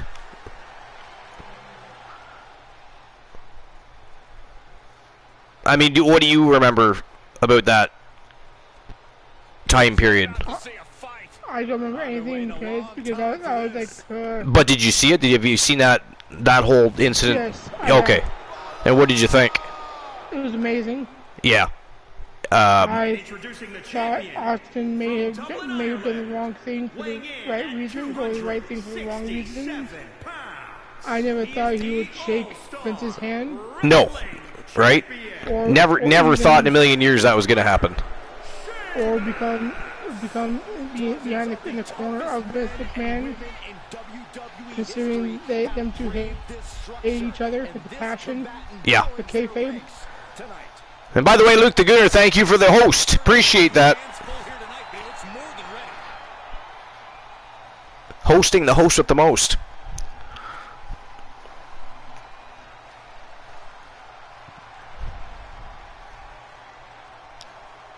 Sheamus looked very reluctant to hand over his title there. I mean, as would any champion walking into the Eliminator, though. I mean, he's in there with some animals tonight. He really is. Yeah, he is. Completely up in the air who's going to win this one, in my opinion. That is correct. My second list of the night is 10 records in the WWE that will never be broken. 10 records in the WWE that will never be broken. Interesting. I like it. Number 10, longest IC title reign. Honky Tonk Man. So far, that is correct. No one's broken it. Yeah, so far that is correct, but I don't think it's a record that will never be broken. I think it will eventually. I think eventually they have, because there's a lot of people that want to see that happen, right? It's not like I'm the only one that want to see somebody finally defeat the Honky Tonk Man's, single reign record. We already know The Miz and Jericho have all held the title longer in total than Honky Tonk Man, but we want to see that single run reign destroyed. Give it to us. Come on, let's go. But I think it'll happen eventually. If they can break the streak, they can break Honky Tonk Man's record. Because the Undertaker is a much greater and notable name to wrestling now than Honky Tonk Man ever was. I did like Honky Tonk Man, but he's no Undertaker. So yeah, says you love him or hate him, the Honky Tonk Man did one thing particularly well during his WWE heyday, and that was keeping the IC title relevant all in all. He ended up holding the company's top mid-card belt for 454 days, and despite Santino Marella's best or worst of efforts to chase Honky Tonk Man's record, he fell way short of reaching his goal. Yeah. So you know who I thought at that point was going to defeat the Honky Tonk Man's record was Cody Rhodes back then. Because he did, because he won that title. That's when he brought back the original IC title, which I still love. You know, I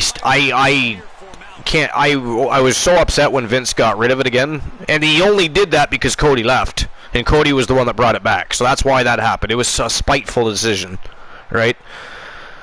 But Cody Rhodes held that title for quite a spell, and he was approaching very quickly the Honky Tonk Man's record. And I thought, okay, they're going to let Cody Rhodes do this. And I was so excited, and then they had him drop the title, and I was like, are you kidding me? And at the time, I don't know if you've ever watched any of that or you remember that happening, but there was no reason Rhodes needed to lose that belt. No reason. And if I wasn't mistaken, he lost it to Big Show at WrestleMania, didn't he? Sorry, what's that? And if I wasn't mistaken, he lost that to Big Show at WrestleMania. Oh, yeah. So Big Show can have his WrestleMania moments. Yeah. Number 9. Of course, this should be their shortest time in Royal Rumble. Santino Marella. Yeah, he was, yeah.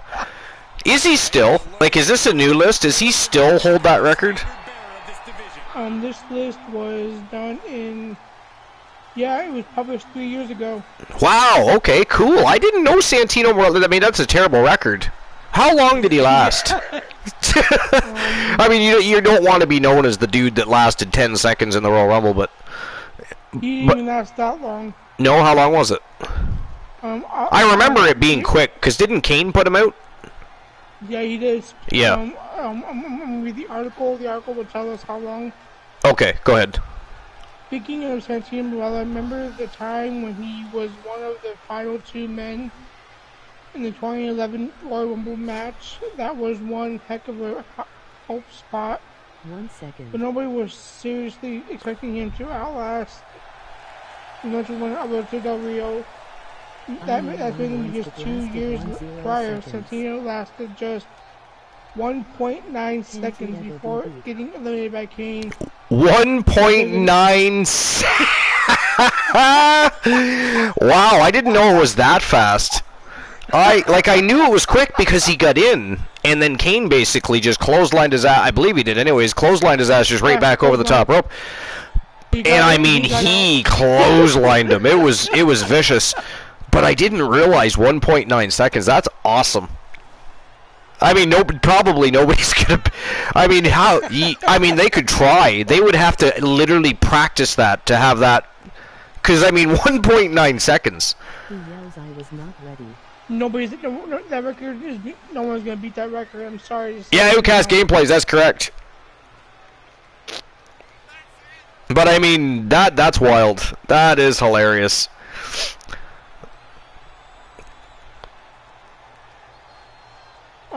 Number 8, shortest WrestleMania match: The Rock versus Eric Rowan, WrestleMania 32. Yeah. For a multitude of reasons, but go ahead. The current SmackDown Tag Team Champions, Daniel Bryan and Eric Rowan, have something rather embarrassing in common. That both men were on the losing end of 2 of the shortest WrestleMania matches in history. Bryan, of course, lost his world title to Sheamus for 18 seconds at WrestleMania 28, while Roman was squashed by The Rock 4 years later in just 6 seconds in the shortest Mania match of all time.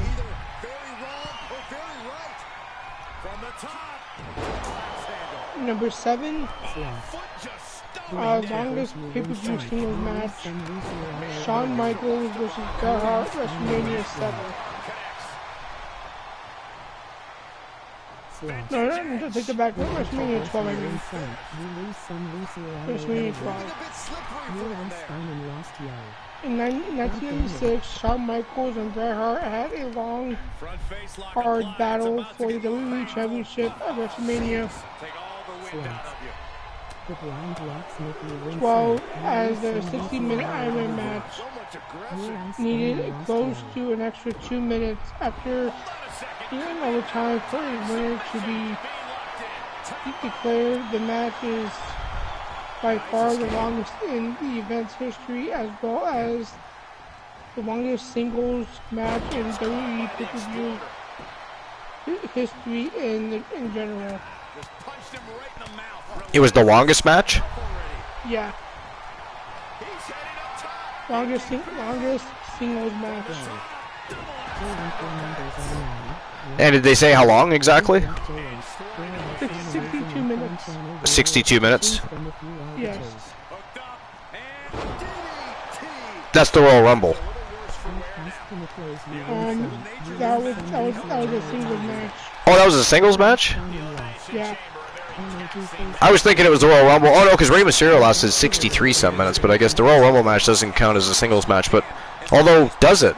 It is technically a multitude of singles people, but I mean it's technically still a singles match. That is fair. But anyways, yeah, that's a long time for a one-on-one matchup. Yeah. But there's people that can pull it off, like Ric Flair and Ricky the Dragon Steamboat. People like that. I mean, there's people today that could as well. That is correct.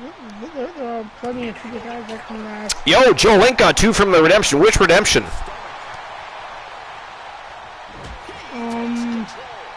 913. So that is the YTD Championship match, is it? That's correct. And I was Oh no, wait. That was the It's the one for the Channel Redemption. Correct. And I got the YouTube Academy one. DC timed herself out. Way to go, DC. I mean, DC, if you want to create your own custom timeout, to self-explode, you can always do that. Joe Link, I already said that. Do you not listen? See, this is why you sleep on the couch, sir. This is why your wife comes into our channel and tells us we should blame you for everything under the sun, sir, because you don't listen. Now you're just copying the host with the most. I feel like I'm being mimicked, mocked, if you will. How dare you? DC says, I will, Archer. I'm surprised you already haven't. I really, really am. I am surprised you already don't have your own self-destruct button. I'm truly shocked after all this time, DC. I thought I knew you. Number 6, tallest wrestler. Joe Link says, I have a delay. That's what she said.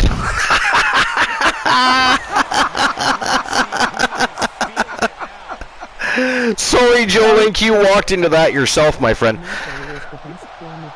Mockery is the best form of flattery. They say plagiarism is too. Is that true? Nobody knows me, Archer. DC, everybody knows who you are. She is the great unknown from Valhalla. It's, of course, where she found her client, the Viking. Ask Marty McFly. No, we do not want to ask Marty McFly. You know why? Because Marty McFly turned his back on the world. Then Penguin Dexter showed up. Next I fully expect the incredible Point Hulk or something. You know, it's ghastly what's been going on around here lately. You guys, you know what, Froggy? You guys are a bunch of lunatics. A bunch of lunatics. That's all I have to say about that. And I can't believe that management entertains your crazy. I mean, you guys are at a level of crazy that is just, it surpasses even that of the Joker, and he's on your team. Or whatever his name is.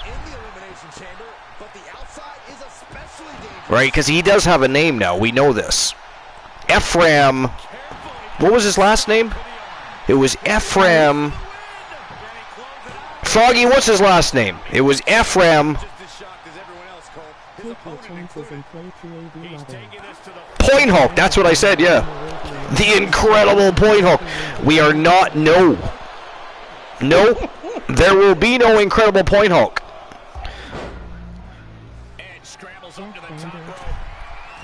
You know what, if Poindexter shows up looking green, I'm calling Captain Kirk. Kirk likes to fuck the green bitches. And that will be your punishment. Unless you like that kind of thing, then it's going to be pleasurable. And with Captain Kirk. But not my point. Not the plan, not the intention. So how dare you put that thought in my head? Froggy, get out of my head right now. I'm not even joking. I will ban TBS for the rest of the broadcast. Jeff Van Der... That was his name was not Jeff. Who the hell is Jeff? What does that say? Derbick? Who the hell is Jeff Van Derbick? It was It was no. Yeah, you could do worse than Chris Pine. That is very true. But who the hell is Jeff Van? It was not Jeff Van Derbick, Froggy. It was. Yeah. Oh my bad. My ass. It's your bad. It was Ephraim something or other. It was Ephraim something or other. O'Malley, that's it. Now, how do you get... Froggy, listen. Edge was just eliminated, by the way, by The Fiend. We are down to 5. I never going to ask questions. I want to know how the hell he gets Jeff Van Derbick out of Ephraim O'Malley. You see what I mean? There's something wrong with them. They are not right in the head at all. Any of the Wolfpack, they need help.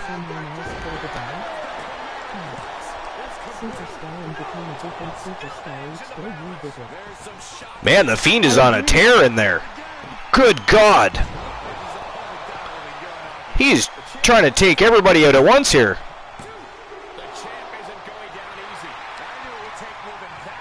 Crazy. Palace Masters, Giant Gonzalez. That is number 6. Cease.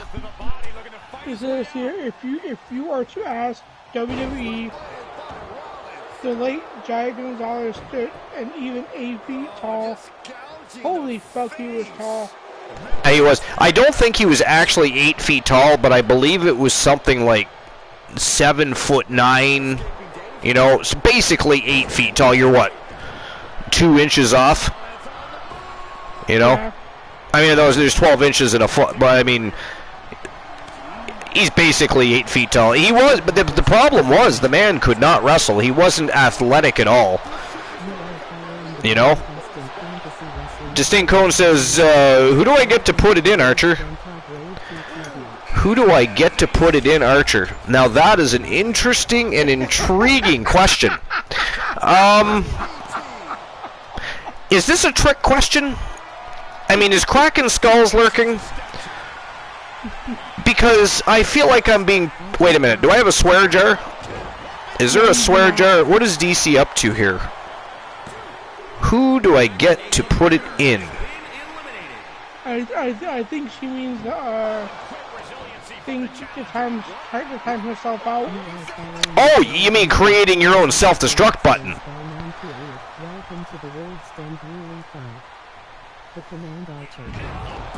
Well, you just create your own command.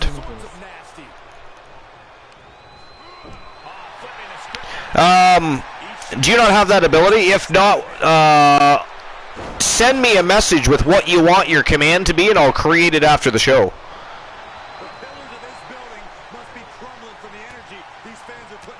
Yo, Grave TTV. I assume that's TAW, actually. Grave TTV. I'm looking to join a universe. Does somebody want to help him out with some information? I will do that just now. I will just do that right now. But TAW Grave TTV, welcome in. Welcome to episode number 382 here at the Archiverse. It's an episode of the Archiverse Wrestle Wars. We're, of course, well on our way to our next stream preview of 2022, which is going to be Judgment Day in a little less than 2 weeks' time. So everybody's chasing that spotlight. They want a spot on the card, and rightfully so. It is going to be a thrill ride when we see 3 brands putting on clinics, chasing bragging rights, supremacy, and championship gold. Is going to be an absolute blast, so you don't want to miss that.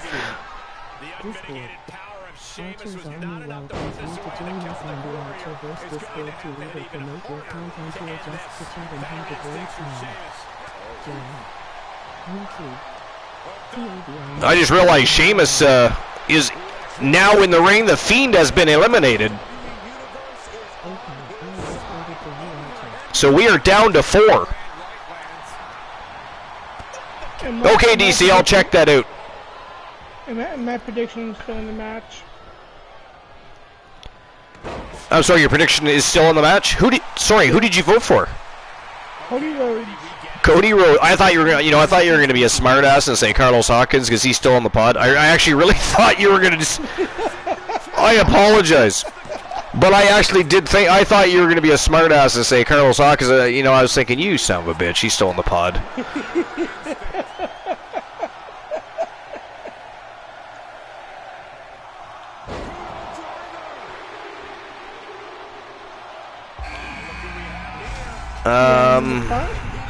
All right, so DC, I have that whisper, so I'll make sure I add that.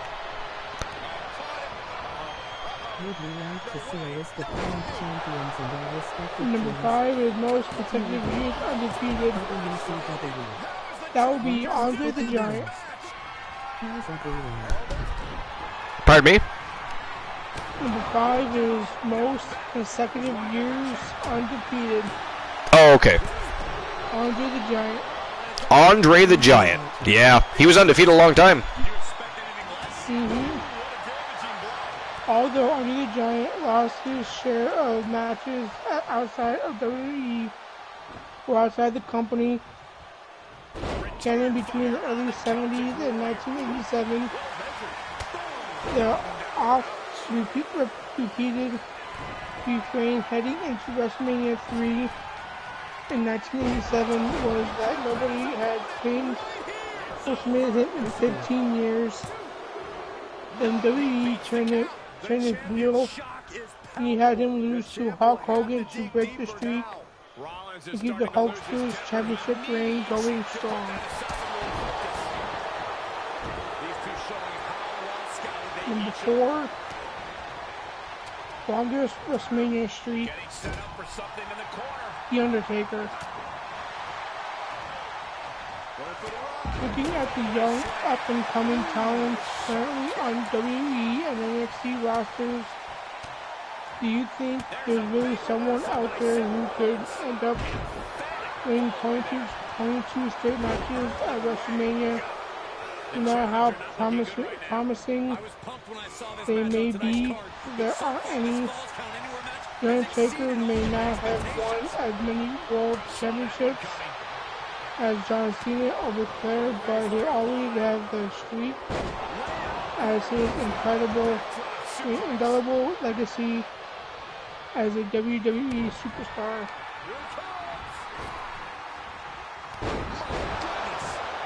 Interesting. Number 3, the youngest tag team champion. Sorry, say that again. The youngest tag team champion. It was Nicholas. Oh, okay. It says here Braun Strowman was the number 1 contender for the Raw's Tag Team Championships in the lead at WrestleMania 34, but there was one little problem. He still didn't have a partner at the time he entered the ring at Mania. Ultimately, Strowman picked his partner from the live audience, a 10-year-old boy named Nicholas, who was actually the WWE's son, the referee's son, John Cone. Of course, Nicholas took no bumps during his few seconds in the ring, but that was enough for him to become WWE's youngest champion in history.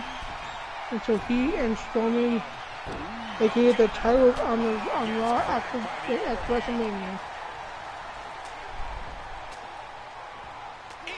Number 2, longest women's championship reign, Fabulous Moolah. He says here, we're not going to deal with Like what, 23 years? No, 28. 28 years. Yeah. Now, mind you, the women's division wasn't exactly very deep, if you will, over that 28-year span. No. It says here, we're not going to deal with the various controversies the Fabulous Moolah dealt with during her decades-long career in professional wrestling. Rather, we're going to focus on how WWE and its direct predecessors recognized her as their women's champion for 28 long years from 1956 to 1984. Okay, DC, and you should be able to try your command, too, by the way.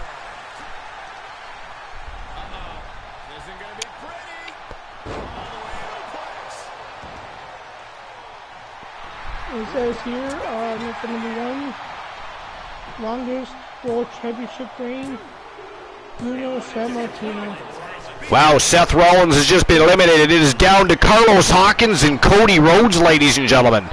One of these two guys are walking out the new All-Star champion. Wow, and it is the A-list Carlos Hawkins. So, ladies and gentlemen, the winner of the Eliminator matchup and new Archerverse All-Star Wrestling champion from Team Snorhawk 64, the A-list Carlos Hawkins.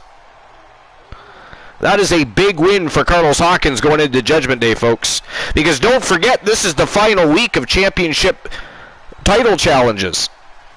Next week, the spotlight will be on YTD Academy as they're given opportunities to challenge champions and superstars on Starrcade and Wrestle Wars. But this is the final week of championship challenges, so anybody that makes it out of this week as a champion is walking into Judgment Day as a champion. I'll go ahead and issue the payout for that.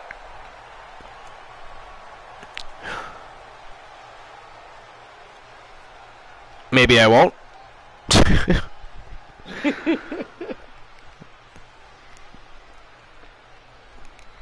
Alright, let's see here.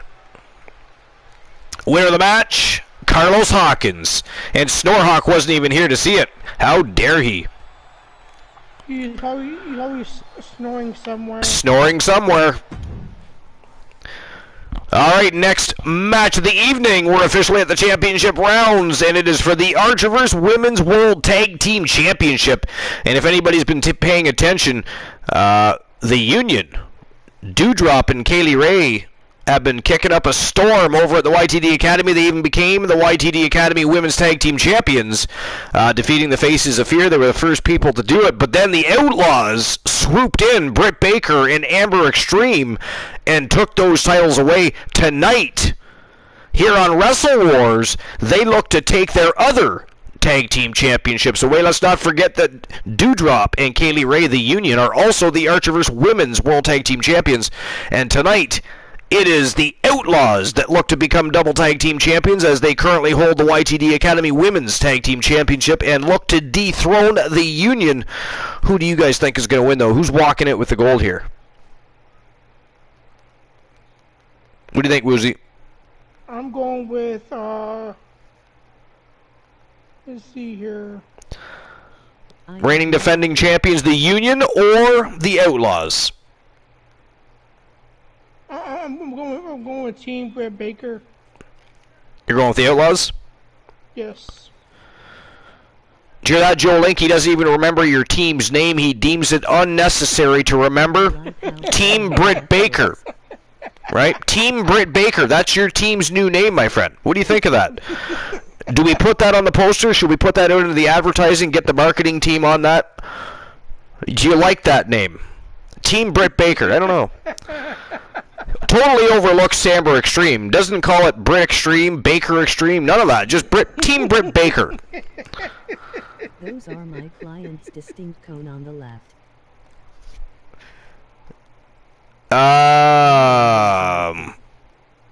DC, did you try your exclamation point fun yet? Joe Link, they look good. Joe Link, don't wow me. I know I'm awesome. Yeah, Joe Link, you know what? You should create me a new emote similar to that.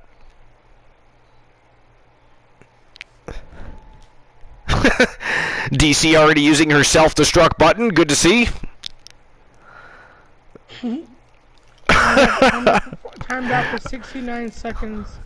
Uh-oh. Nice. And Joe Link removed it. Joe Link, we never remove DC self-destruction. We don't want to anger the beast. How dare you? How dare you? Gaslight. All right. Why, thank you, Archer. You are welcome, DC. All right. So, ladies and gentlemen, the betting lines are open. Make your bets. Choose a side. Take a stand. But it is showtime and go time for the Archerverse Women's World Tag Team Championship. Let's go. So it says here, simply put, super long championship reigns, meaning that those that last well over a year are a thing of the past. Unless your name is Brock Lesnar, but even with WWE's reliance on Beast to jumpstart their something's ratings, there's no way you'll get nowhere near the late Bruce Hunting a 2,800-day reign as WWE champion. Link says that's okay. He said she would put her Fury at One Woozy TV. Uh-oh. Joe Link is attempting to stir the pot and direct the wrath of DC your way, Woozy. See, Joe Link, what you don't understand is my client, aka Youngblood Graves, will kick your client's ass any day of the week.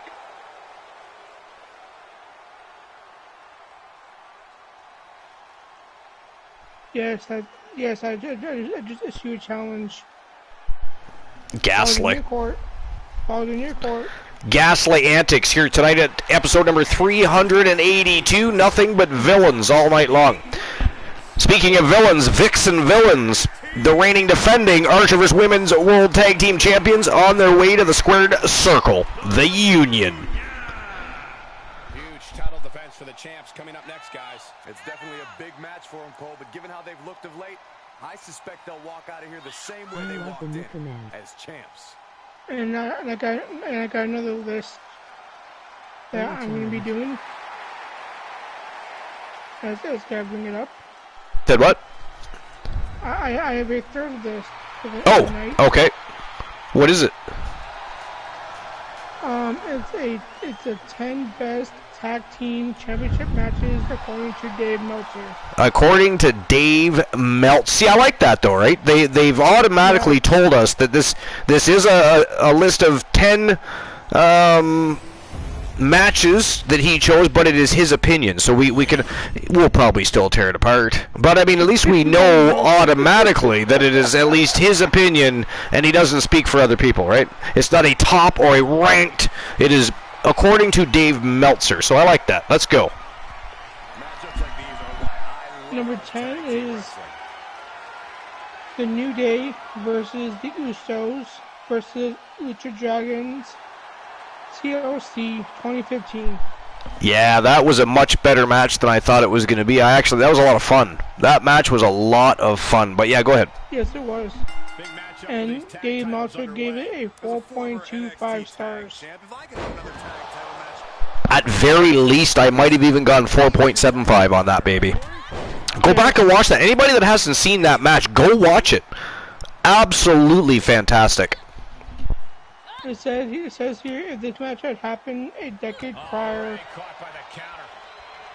then perhaps it would have be considered an all-time classic.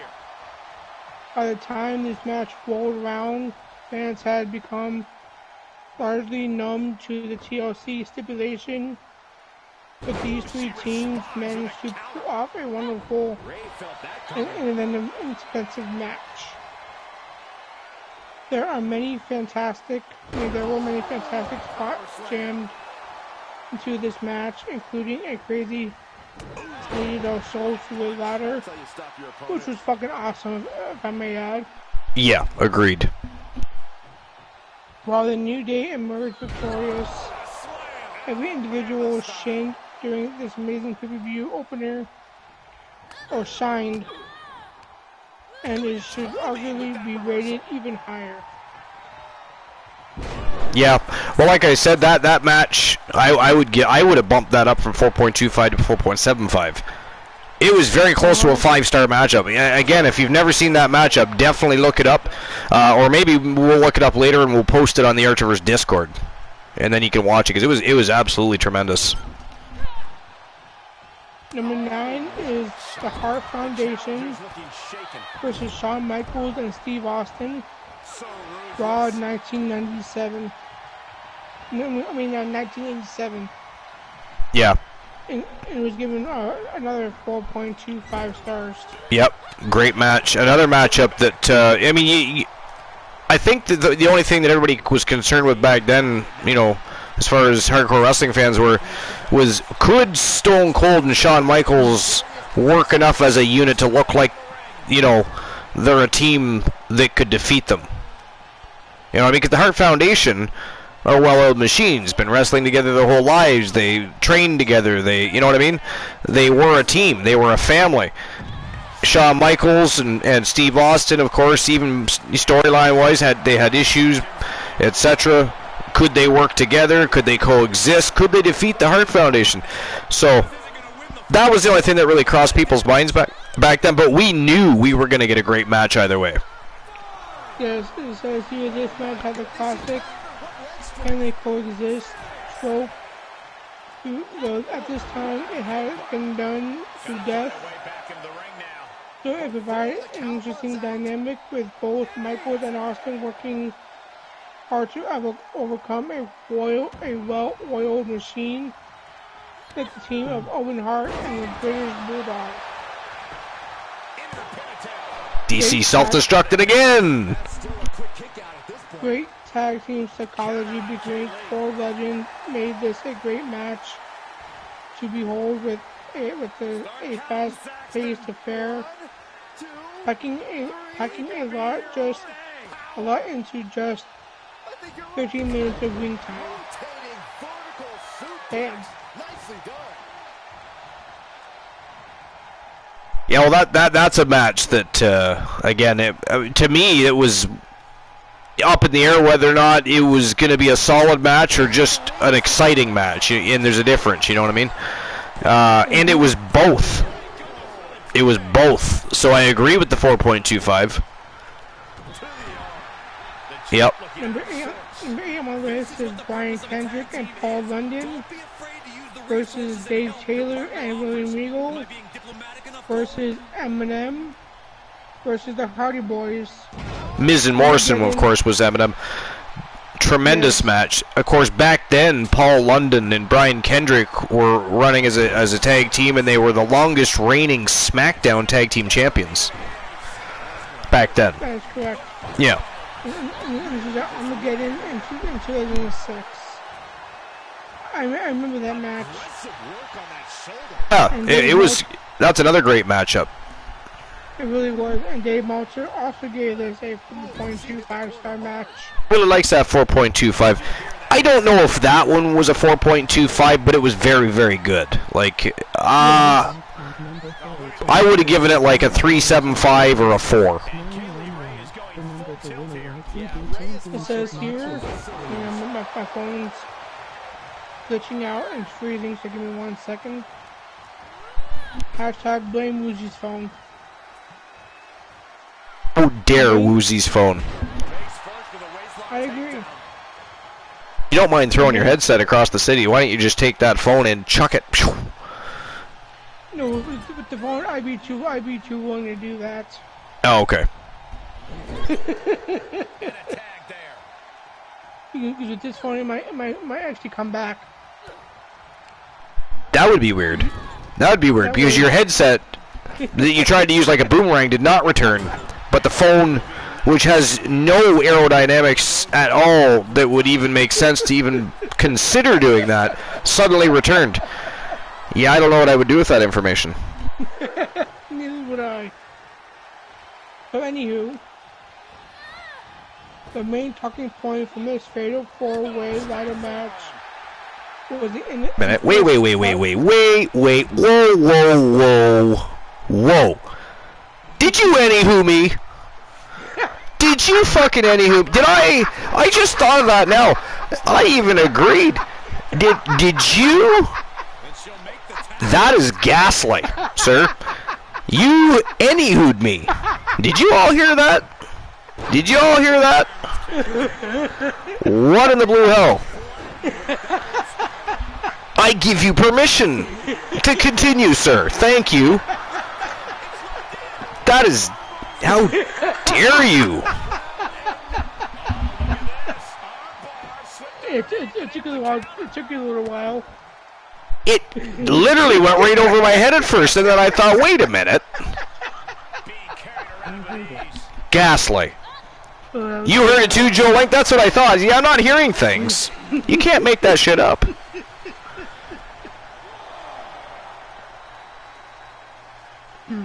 But proceed, sir. Feel free. Feel free. You know, to carry on and utilize the Archiverse platform to further drive yourself into infamy and stardom. Like a stepping stone, if you will.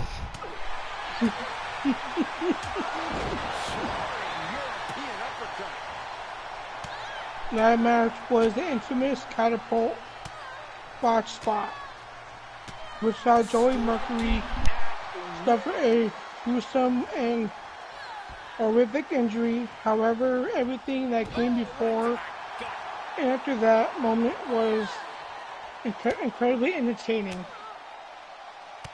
It really was a good match. No, it really was. I just wouldn't have given it a 4.25. Like, I think he's obsessed with the 4.25 number. But, because the first one was a 4.75. The second one, I agree, was a 4.25. That one, not so much. It might have been a 4, slightly grazing the 4-ish mark. But it was very solid, though. I mean, a high 3 to a 4 is a very, very good match. All three so far have been a 4.25. Yeah. Number 7, Kane versus Dudley Boys versus Jeff Hardy and RVD versus Chris Jericho and Christian, walked us into another 4.25 stars. Yeah. That's hard to argue there. You know, you might even go a bit higher. That was a very, very good matchup. You know, it's funny because they've proven historically that they can take multi-man matches and make them great, but yet these days, not so much now because they're starting to really change their direction and things they're willing to do and not do, but for a long time, they had a really hard time selling even a chamber match, in my opinion. Really right? did. You know, I think what's happening. You know what's happening in the world. You know what is happening in the world of professional wrestling, ladies and gentlemen. They are all watching the Archiverse. They are all watching the Archiverse, and they are taking notes on what should and should not be done with a wrestling promotion. That's what's happening here. And they are liking what they're seeing too. Right? Because WWE has the B team, we have the A team. We have the A team. We even have Mr. T, So their lesser promotions that we shall not name, take that and stick it in your hat, sirs. It says here, defending the tag team titles on his own, Kane pulled off one hell of a performance, which helped him call back to some previous star power that he... Jesus Christ, Amber Extreme just about kicked her head right off her shoulders there. That was almost a murder scene. Wow. Everyone put in a show-strange performance in this DLC match with several crazy spots. Jericho was put over the top rope from a top of ladder. Hardy received a huge superplex from many feet up, in addition to many table spots and all-out carnage. The crowd was electric for this match, and the fact that it took place on TV made it feel even more special. I mean, that's a good way to put it. It literally was all-out carnage. Very, very good word usage there. Yes. Number 6, the Usos. Whoa! Oh no! Oh, that is fucking ghastly. France, what have you done? Oh. France, I'm going to tell you a story. Oh God. Oh God. So Johnny Braddock and Team the Turret Band, they are OGs of the Archiverse. They've been around for almost 2 full years, over 350 episodes, and his run as the Archiverse World Champion was his very first time ever. He had never been able to win the title before. It eluded him through the Archiverse 1.0, 2.0, and he just barely won it for the first time. And he was having a historic run with it, and you just exploded it. Wow. Now that is villainy. I like my villainy with a side of drama. Oh my God. Okay.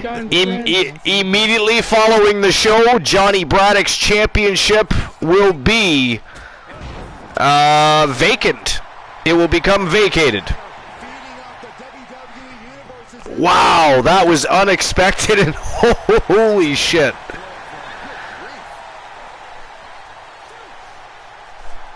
Didn't expect that tonight, did we, Woozy? No. Wow. No, we did not. Wow. YouTube match afterwards. Frank Miller versus Johnny Braddock in a one-on-one grudge match. Last man standing. Froggy says, expect the unexpected. How dare you toss my own verbiage back at me? Somebody AKO Froggy Mothlegs.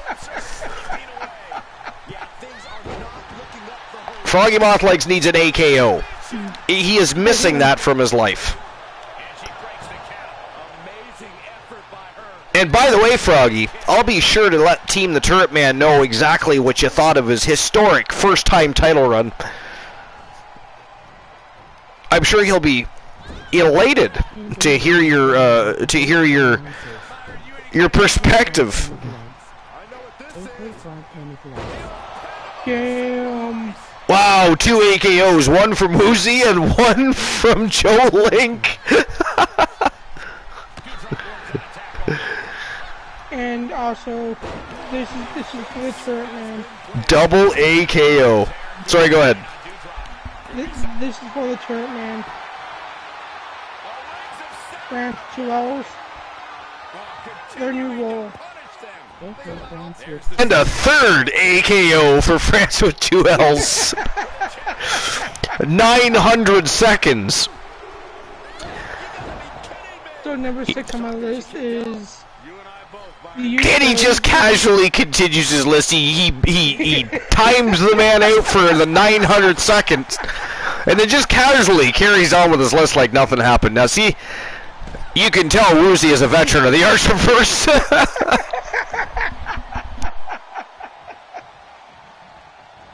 Is the Usos versus the Street Profits. Money in the Bank 2022. and that was given 4.5 stars. Honestly, that match deserved a 5 stars. Yeah, well, that's just another case. It's another case where I agree, but again, I would put it higher on the. You know, a lot of people have a hard time giving out those numbers, but there's many matches. You know, I remember watching certain matches. Like, I remember seeing star ratings as low as 3.5 for the Shawn Michaels Bret the Hitman Hart match during the Montreal Screwjob. And are you fucking kidding me? I mean, at very least, that match was a 4-star match. At very least. So I don't know what criteria some people utilize to try and rate a match, much less, you know, some of the sites that are giving out rankings for like Dave Meltzer. He's got pretty extensive knowledge of wrestling. You can pretty much guarantee if he says something's a 4, it probably is at least around there. But I don't know where some people come up with their I don't know, criteria for how they decide what a match is. But like matches like that, to get less than a 4 is an absolute travesty. You know what I mean? Yes, I would so, agree. Yeah. Well, it took place a little over. It took a little while to get over to get it going. These two teams built the intensity and heat throughout, culminating in a high action and exciting crescendo in an era in which matches are so frequent. It is a testament to these 4 men that they managed to pull off a top-tier tag team match despite battling countless times before.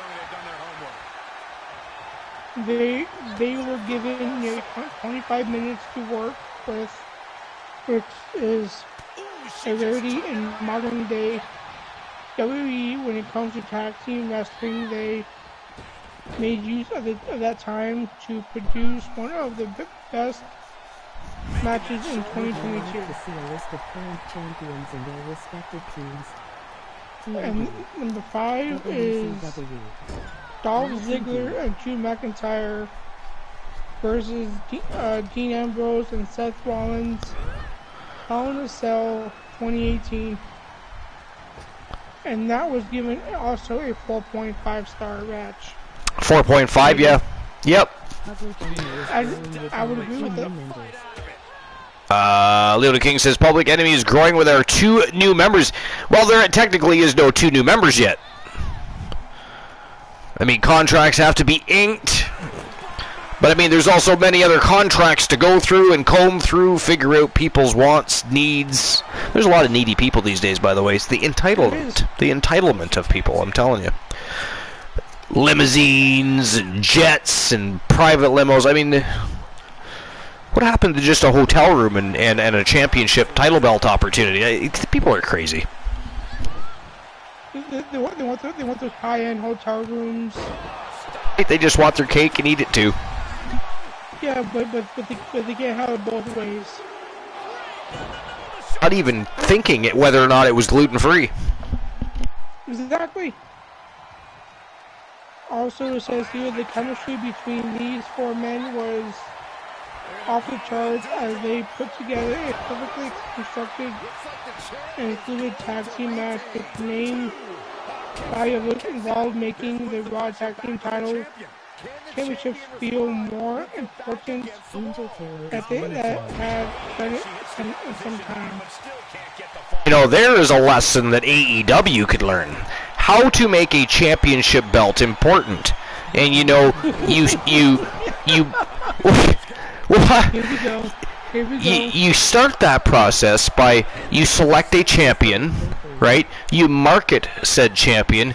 You create vignettes for said champion. You have said champion, cut promos in the ring. You have good programs with an actual feud and rivalry in place that 2 people get together, or maybe 3 people get together and feud over that championship belt.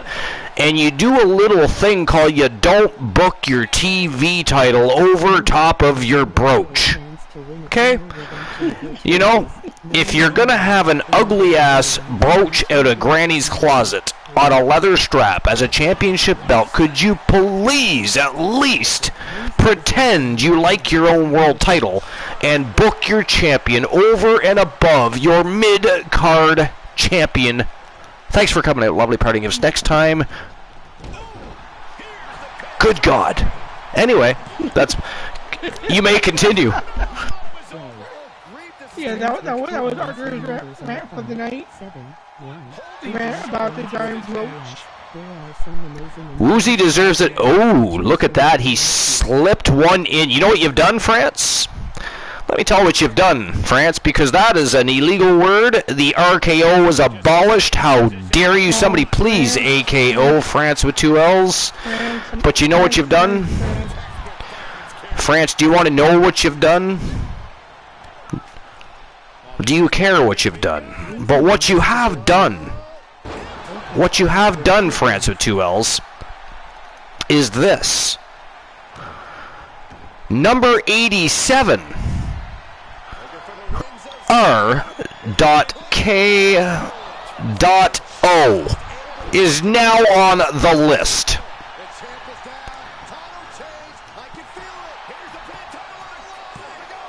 And just for the sake of doing so, R.K.O. also now on the list. Number 88. Thank you, France. I appreciate that. Always good to add things to the list of Archer. Eventually, again, I will simply add the entire English alphabet to the list of Archer, and we will all have to learn a new language, and it will be all the fault of France with 2 L's, Outcast Gameplays, The Blind Locksmith, Froggy Mothlegs, Glenola, Christian Cool. Actually, one Woozy TV is very guilty of the very same thing. He's added at least 20 of those 88. Let's be honest here.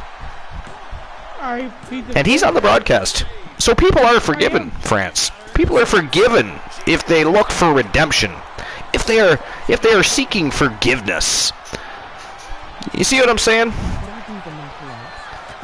No, Froggy the Mothlegs.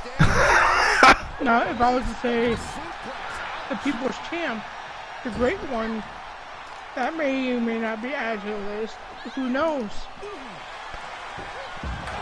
There is only one, because also, in addition to the RKO being abolished, Elijah Archer defeated The Rock. There is no longer a great one, there is just the one. How dare all of you. So is the Great One going to be added to the list then? Oh, DC speaking Korean, nice. Oh, ladies and gentlemen, look at that. The winners of the match and new Archerverse Women's World Tag Team Wrestling Champions, and by the way, now double champions, because as we stated prior to the matchup beginning, the Outlaws were able to acquire the YTD Academy Women's Tag Team Championships from the Union, and tonight they look to dethrone them and take their second championships, and they have done that. So congratulations to Team Joe Link, Britt Baker DMD, and of course Amber Extreme, the newest double champions on the block, and of course the new Archerverse Women's World Tag Team Champions. Fantastic.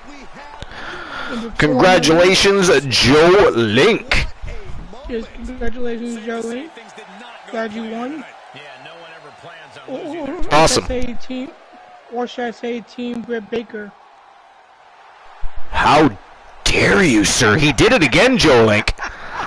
He did it again, Joe Link. Your team, you know, the double champions, the ones that just won the Archerverse Women's World Tag Team.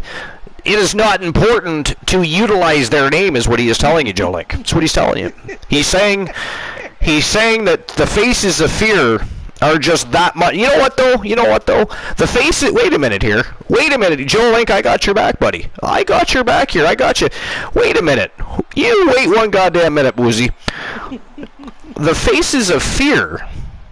Your team, One Woozy TV's team. The faces of... Well, and Team Boss Apollo. Granted, not just your team. The Faces of Fear, the first ever, the inaugural if you will. YTD Academy Women's Tag Team Champions. They lost to Doudrop and Kaylee Ray, the Union, yes? Yes? That is correct. Then, what happened after that? The Union thought they were running the Women's Tag Team division. Challenged Amber Extreme and Britt Baker DMD.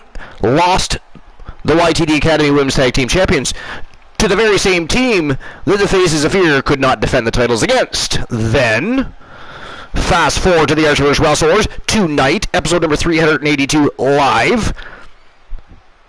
The Outlaws, Britt Baker DMD, Amber Extreme, Team Joe Link, double champions, winning the Archivers Women's Tag Team Champ, and that leaves the Faces of Fear with...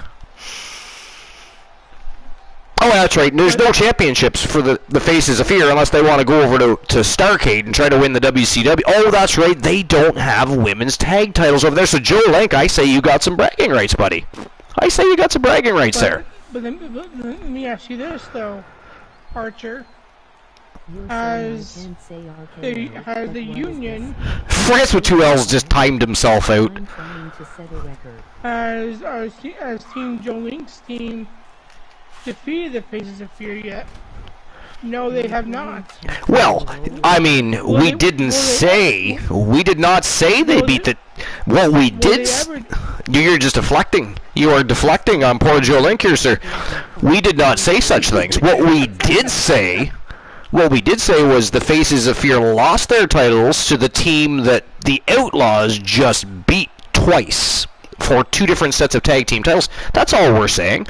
We're not saying that the Outlaws defeated the Faces of Fear. We're just merely suggesting that in the grander scheme of things, it currently looks like Team Joe Link's team might just be a little bit better than the Faces of Fear have been as of recently, is all we're saying.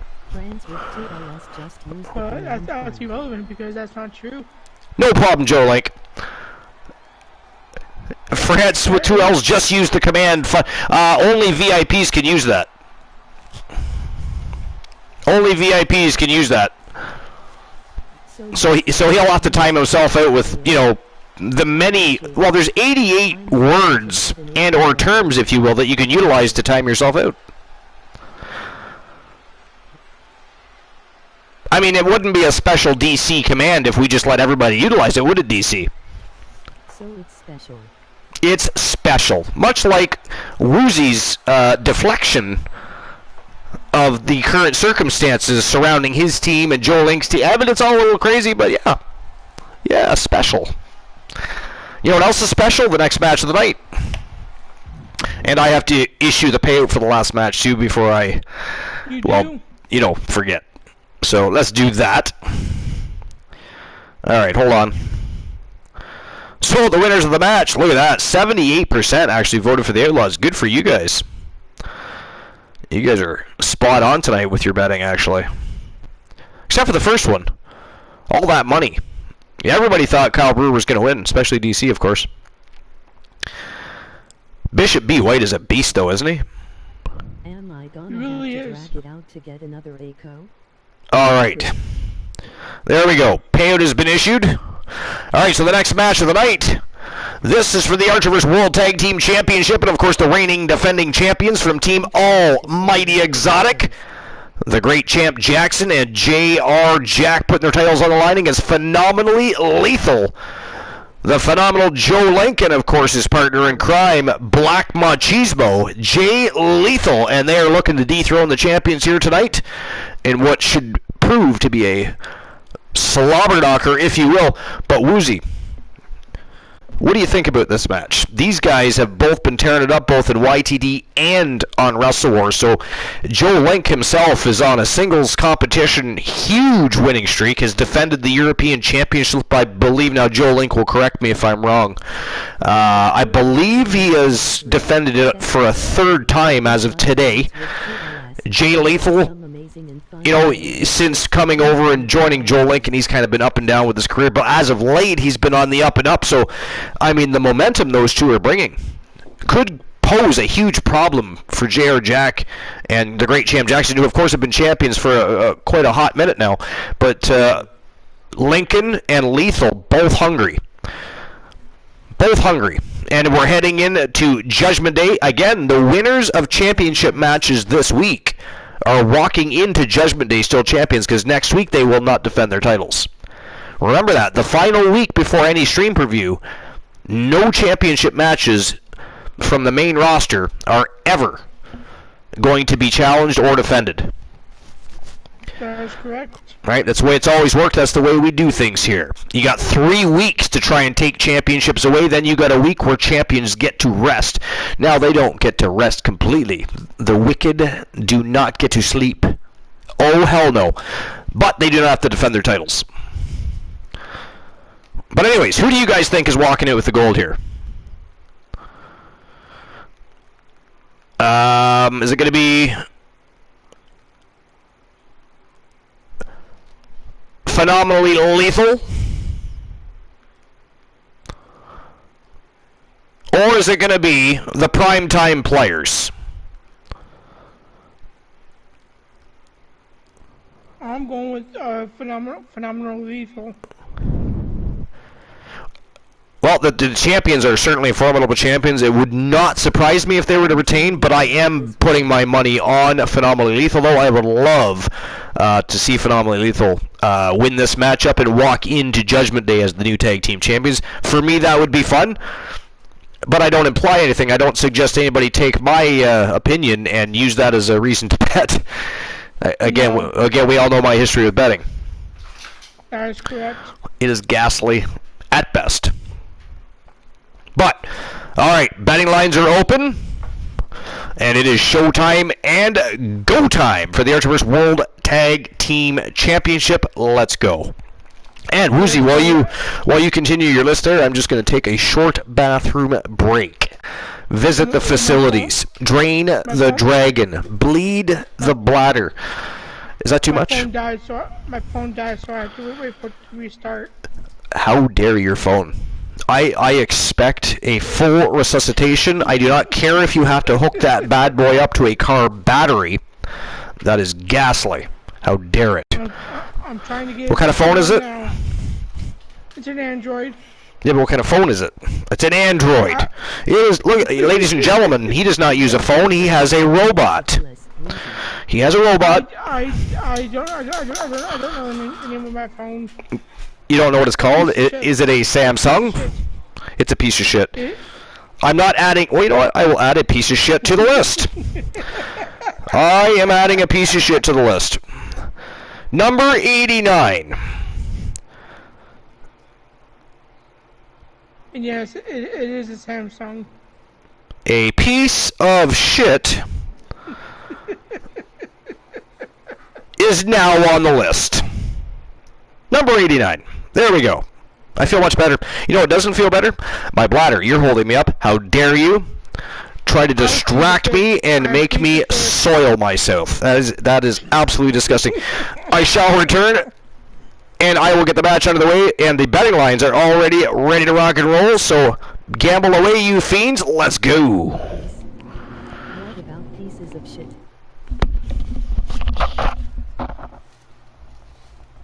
So when my phone boots up, I will do what I can to do this, and my phone should be loading up any time now. So let's get my list back on the go. Woozy, where's my 10 minutes? I gotta bring up my list again. Just give me 1 second, folks. Yeah, the phone reboot is also slow too, so there's that. The following contest is scheduled for one fall and is for As we wait World Tag Team 6 years later.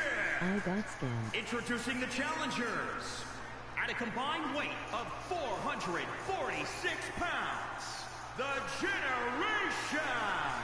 This is a big-time opportunity, Byron, as the title will be on the line here. You're right, Michael, and judging from the response on social media heading into this match, we're likely to see a new champ crowned here tonight.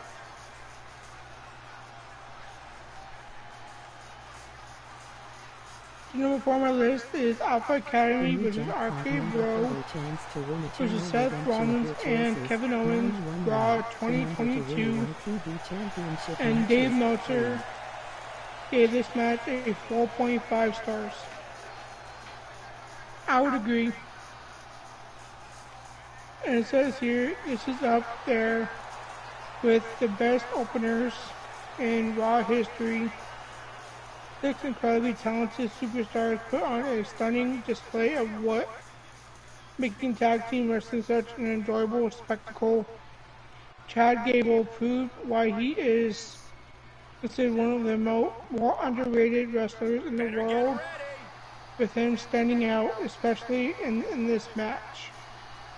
The team of Seth Rollins and Kevin Owens was an all-star alliance, and they worked wonderfully in this match.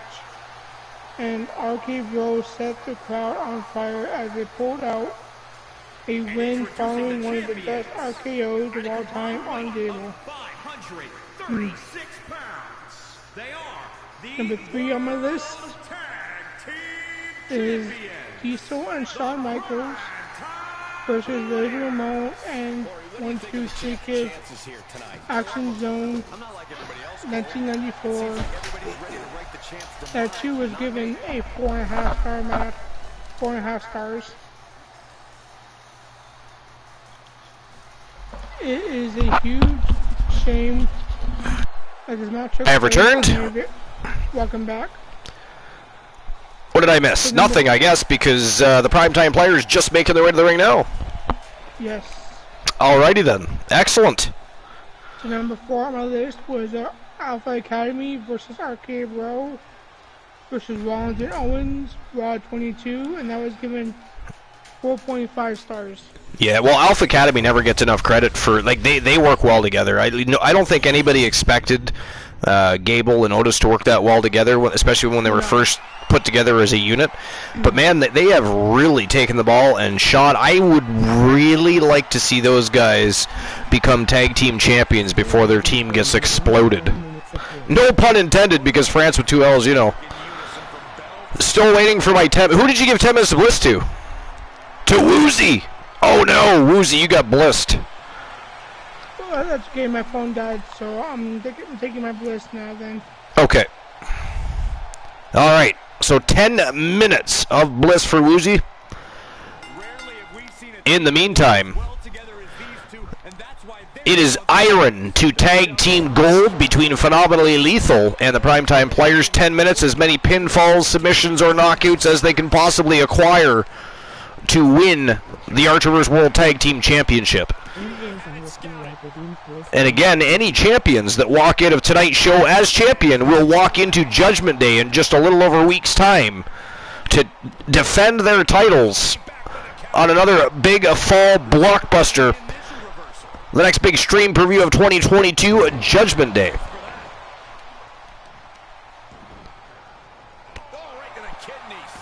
Joel Link says, One Woozy TV, leg redeemed, bliss against... Yeah.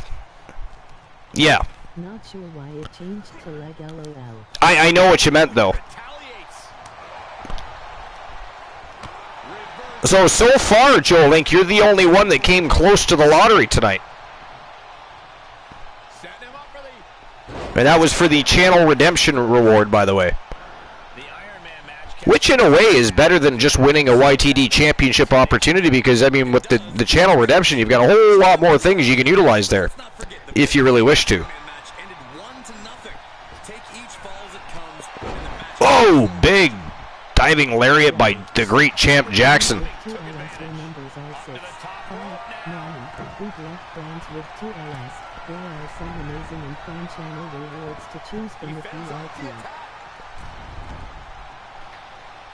We got a 659 for France with 2 L's. Yeah, you pretty much did, yeah. Because so far nobody's come close to it. And nobody has come close to the 311. As of yet, anyways. I mean, there still is time. The closest was France when he played for the first time and got the 373.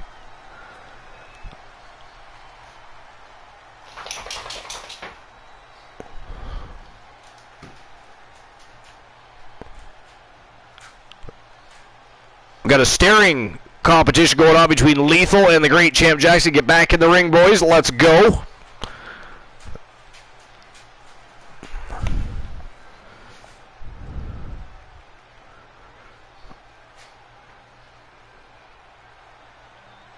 High-pace action.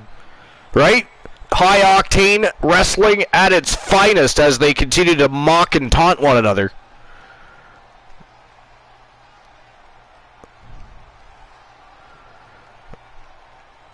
It's like the corner of doom when it comes to glaring across this specific corner.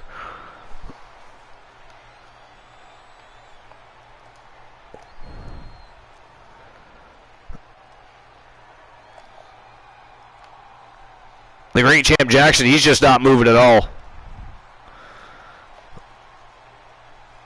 Take your chances and play TAV Lotto. At the end of the night, a winner will be announced. Come on, boys, get back in the ring. Let's go.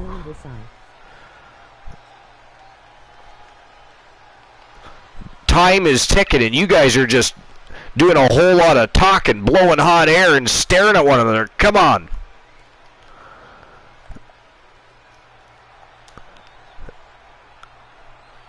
I mean, you think Joe Lincoln would intervene here and just punch Champ Jackson right in the face while he's standing there, or kick him in the lips.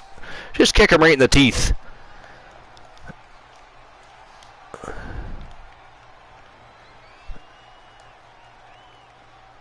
You might have to intervene, Perturbers.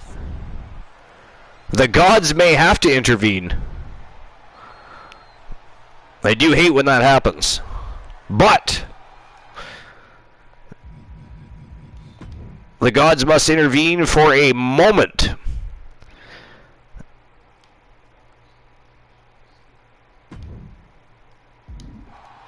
Omler Zayatvi said he had 271 on the lotto thing.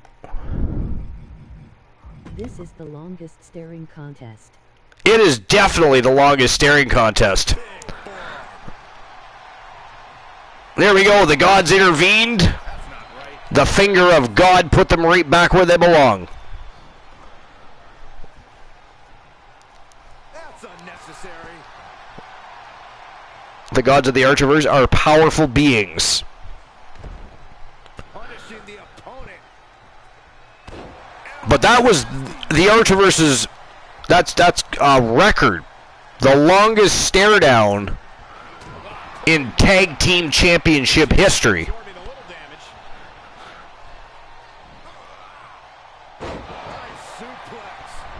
Superstar switch up. Want to become someone else for the day? Type. The phenomenal Joe Lincoln finally into the matchup. The Great Champ Jackson looking to get the hell out of Dodge. In comes J.R. Jack. Still Trish Lincoln. Ooh, big left hook. And Lincoln ate all of that. That staring contest was lethal. That staring contest was lethal, he says.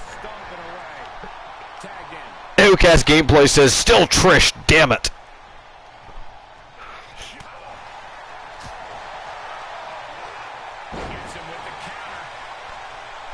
Joe Lincoln looking to take over the match here. And the Great Champ Jackson would really like to get into that ring, but Phenomenally Lethal going to contain this action and make that impossible en route to trying to dethrone the champions here.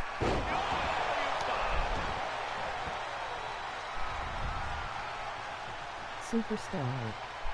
Today, friends with 2LS is Danhausen. Who else is Danhausen? France? Glenola was Danhausen earlier. You are like you're twinsies now with Glenola. We can change France with 2L's names to France with twins.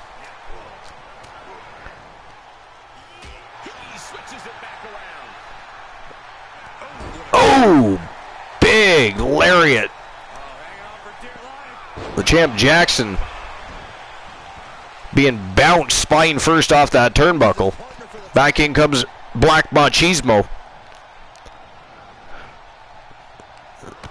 Oh, countered from the bottom, big boot right to the side of the head. Lethal welcomed back with a big, it's a little bit of soul food. Mid-match snack for Jay Lethal.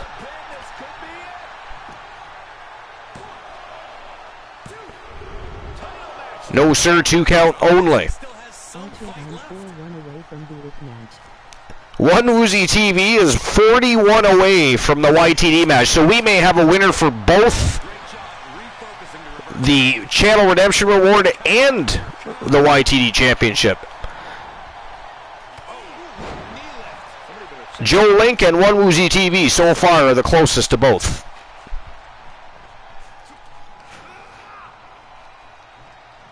Big scoop slam by Jay Lethal. That was a big high-angled scoop slam.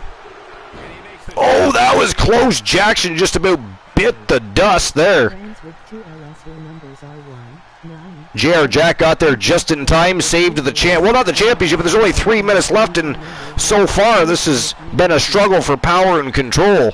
I'm at this point assuming that the first pinfall, submission, or knockout might win this match at this point.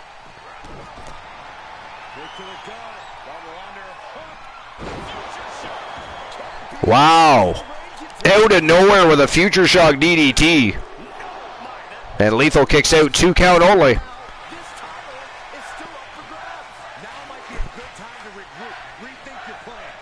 Lethal barely got his shoulder up there, though. Again,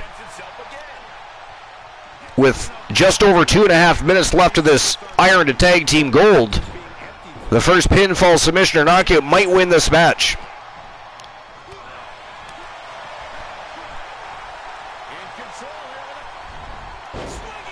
Nice swinging neck breaker.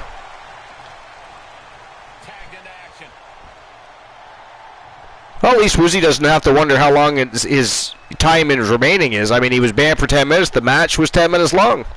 That worked out in his favor, really. He's even got a timer for himself there.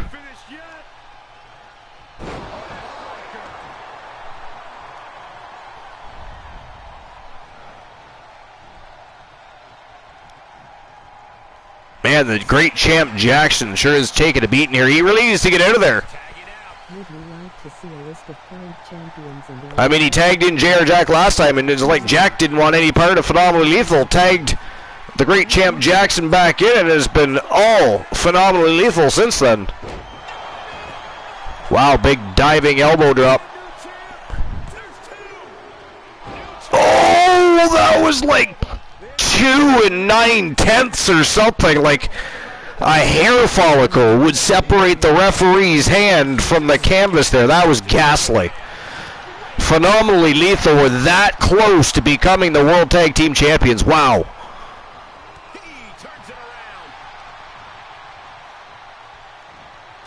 Nice counter by Lethal. Wow. He has taken on both. Well, he was. The numbers game going to catch up to him here, I think. Jackson bringing a knee, and look at this. Oh, big axe kick right to the back of the neck. Down goes Lethal. And Jackson going to look to take over the matchup here. And again, look at this. We are only 1 minute 5 seconds away. We are either going to end up with a draw, in which case, of course, the champions retain their title, or the next pinfall, submission, or knockout is quite likely going to win this matchup. And whoa, out of nowhere with the champ kick. Wow, he kicked out. Lethal. Black Machismo with not just instinct, but resilience to kick out of that. I mean, what a match this has been.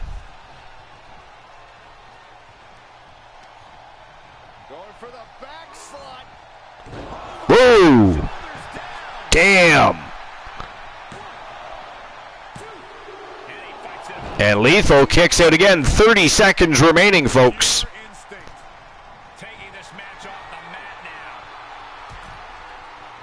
What a back and forth contest. Big flying body splash from the top turnbuckle. Look at that. Lethal back to his feet. Walks right in to a double underhook suplex, though. Ooh, and a knee to the face. 9 seconds remain.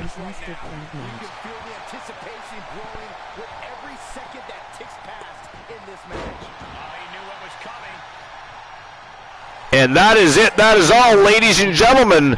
This match is a draw. So the primetime players from Team Almighty Exotic, JR Jack, and of course the great champ Jackson retain their championships, so they are still your Archerverse World Tag Team Champions. But what a match. That was fantastic.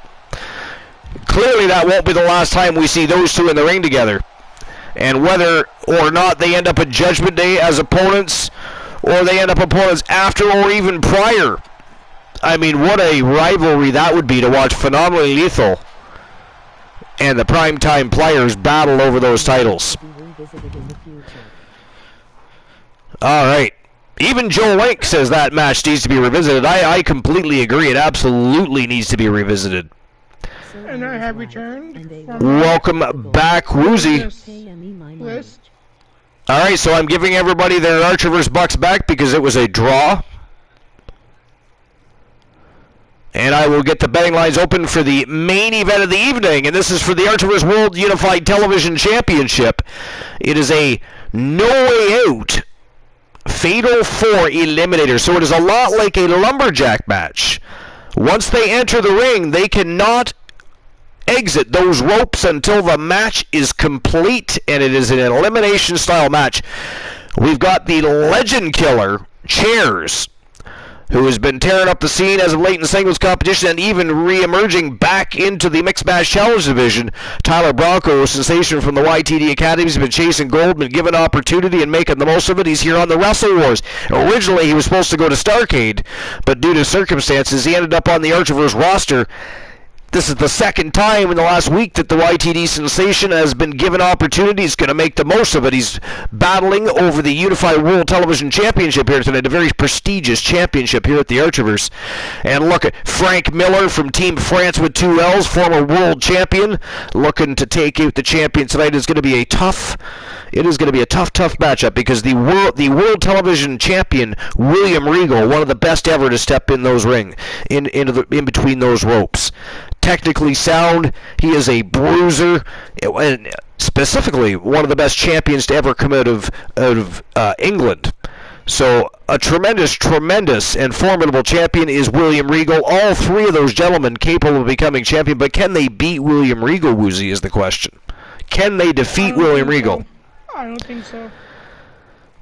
So who walks out with the gold?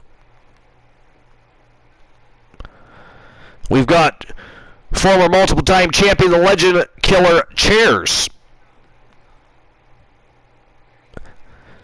We have the YTD sensation, who has already picked up a couple championships in the YTD Academy. Tyler Bronco.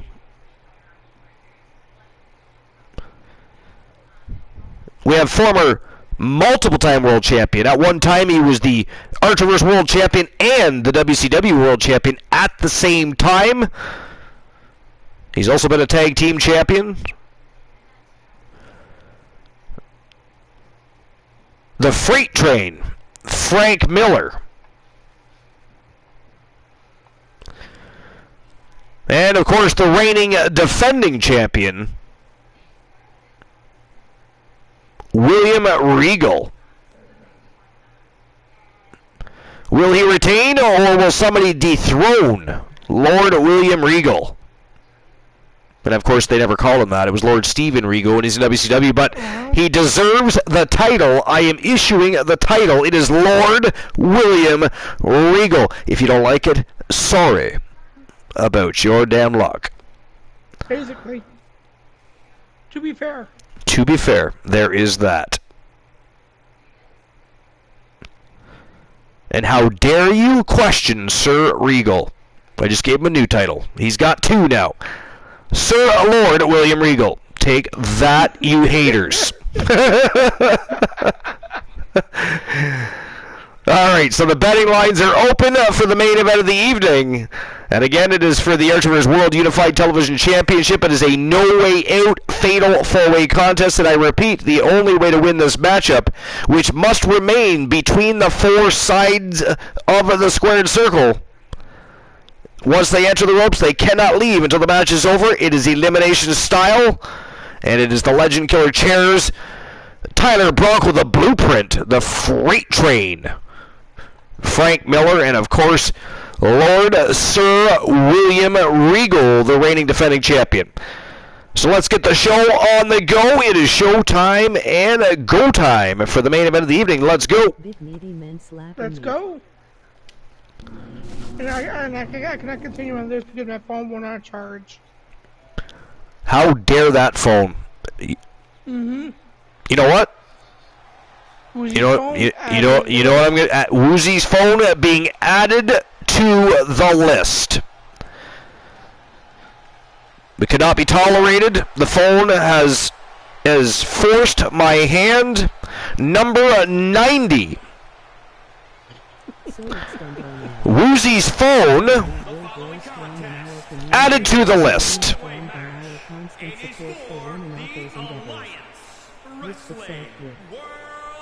Sorry, phone.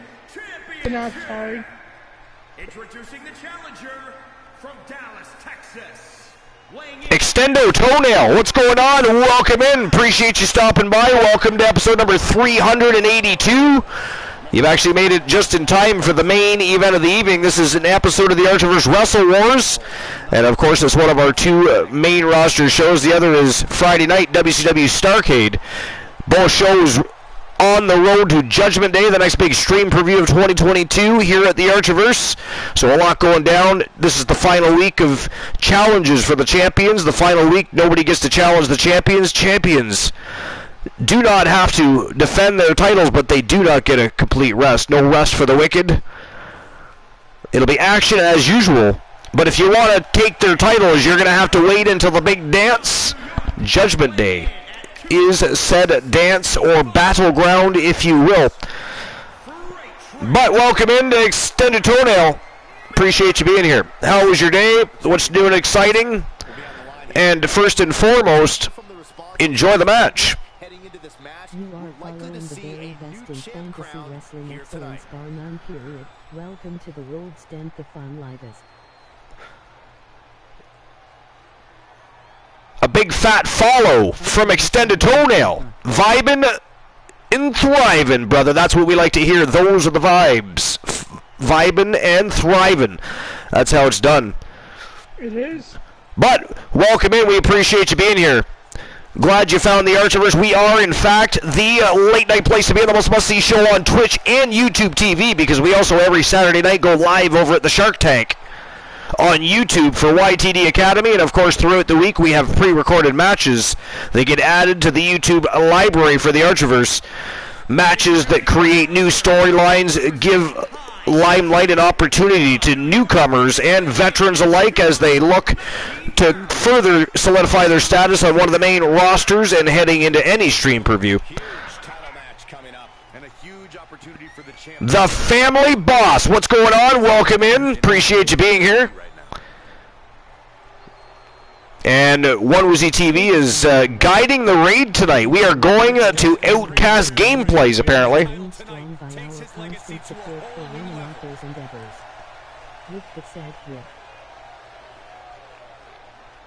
So Archer, who are you going for in this match? Who am I going for in this match? Good question. I honestly think that William Regal somehow finds a way to overcome the odds here and retain his title.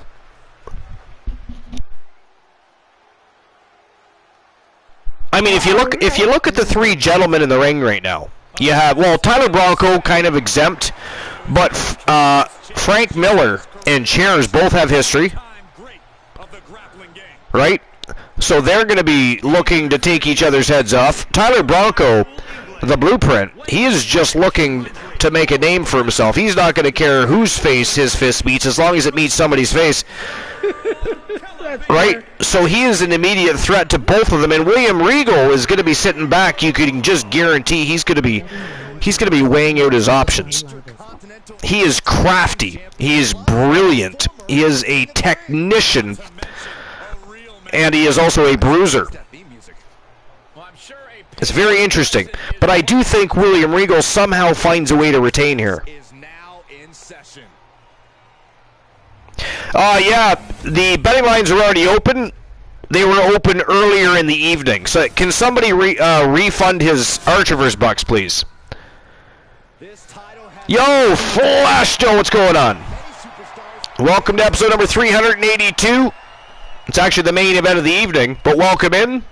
Appreciate you being here. This is actually a fatal four-way style contest, but it's actually called a no way out elimination matchup, so very similar to a lumberjack match in the sense that they cannot leave the squared circle once they enter, and it is elimination style to win the match. And it happens to be for the Archiverse Unified World Television Championship. It's a big matchup. This is the final week of challenges for all champions as we head into the final week. The final push is what we call the final week before any stream preview. So next week is the final push. Champions will still be doing their thing and going to battle, but no titles will be challenged for. Actually, next week, YTD Academy will be given some opportunities as they'll get a chance to challenge superstars and champions as we head into the big show on Sunday night. And speaking of Sunday night, this Sunday night, just want to remind everybody it is our tribute show to the Turret Man, when we're going to celebrate our good friend and ally here at the Archiverse. One of the three that you always hear about that have always helped make the Archiverse wheels turn just a little bit better and help keep this the late night place to be, the most must-be show on Twitch TV, bar none period, the very best in fantasy wrestling excellence that you all expect and have come to know.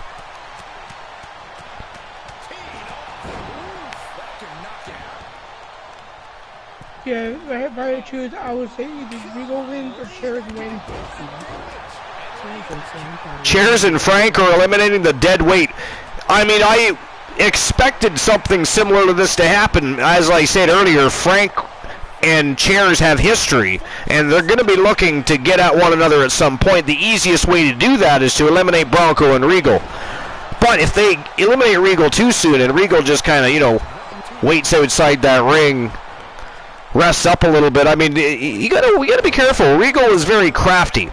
You want to make sure you're not giving him an upper hand, giving him some room to breathe, right? I mean, he's the defending champion. He wants to keep that belt.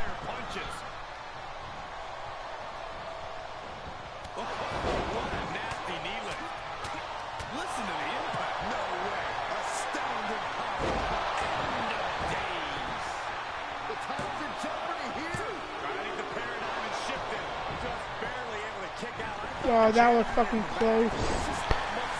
That was a near pinfall. I mean, that was like 2 3/4.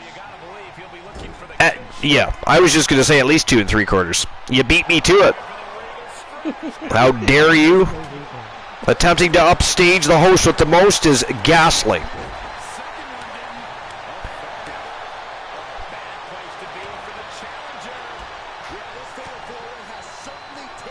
Oh! Hey, what the hell?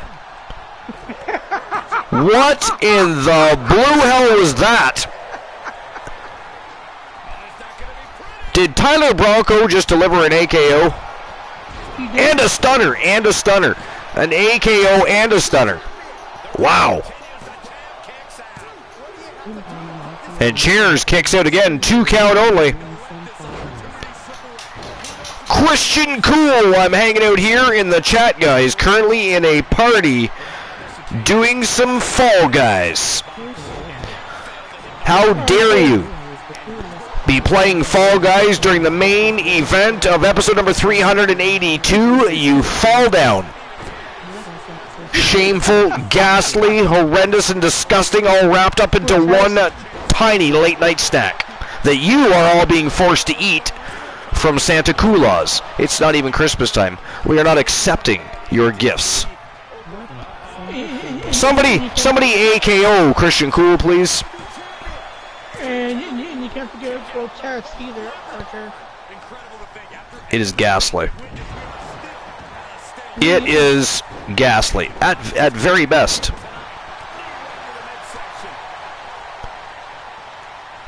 Ooh, German suplex from the freight train. Oh, and a wicked lariat just about beheaded the champion there. Wow, Froggy, you try to AKO Christian Cool.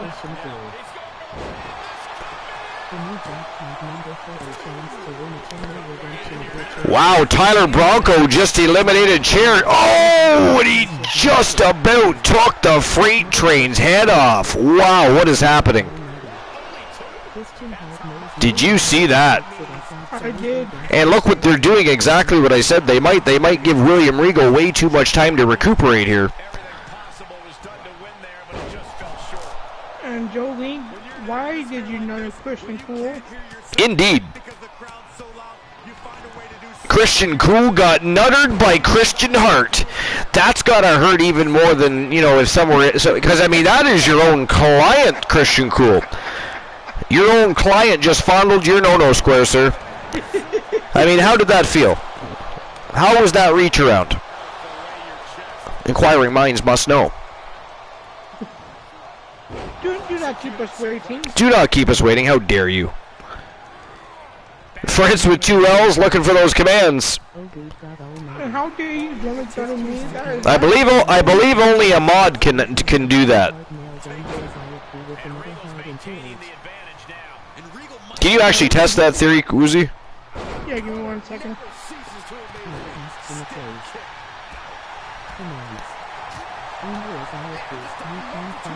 There we go. There you go, friends. Enjoy yourself. Ooh, vicious swinging. That was a modified swinging neck breaker. Oh, and a Regal cutter. The freight train hit with a Regal cutter. And look at that. Tyler Bronco can barely stand.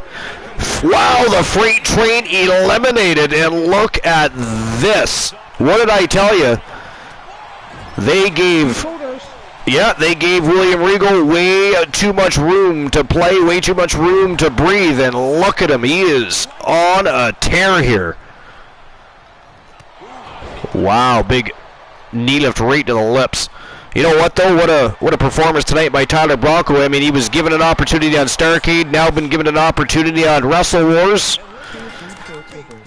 But that is it. That is all, ladies and gentlemen. The winner of the match by submission, and still the Archiverse World Unified Television Champion, William Regal. Hell, we are going to correct that. I stand corrected. It is Lord Sir William Regal. Wow, what a show. A lot of surprises. I mean, War shows up and somehow wins a match that he's not even in after interfering and attacking Carino Farmer. Jey Uso, what the hell he was doing involved in the Coalition matchup, I'll never know. That was ghastly at best. I mean, the rivalry between the Coalition and the Bloodline was supposed to be over. They were all, I mean, the Weapons of Mass Destruction had just beaten them. What were they doing? Sticking their nose where it doesn't belong. Losers do not belong out there with winners. That is not just how that works. No, they do not. But what an evening. Some titles changed hands. I mean, some did not. I mean, William Regal with a dominant performance. And just as I said, they all overlooked William Regal. They tried to eliminate him too soon. He recuperated. He regrouped and was able to retain that title. That was crazy.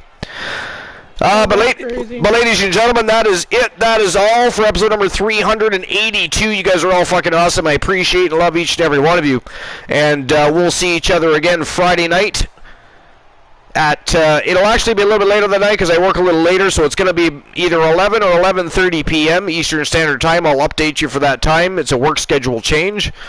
But WCW Starrcade will complete their final week of Championship Challenge as we head into our final push week before the next big stream preview of 2022. Judgment Day is going to be an exciting next few days.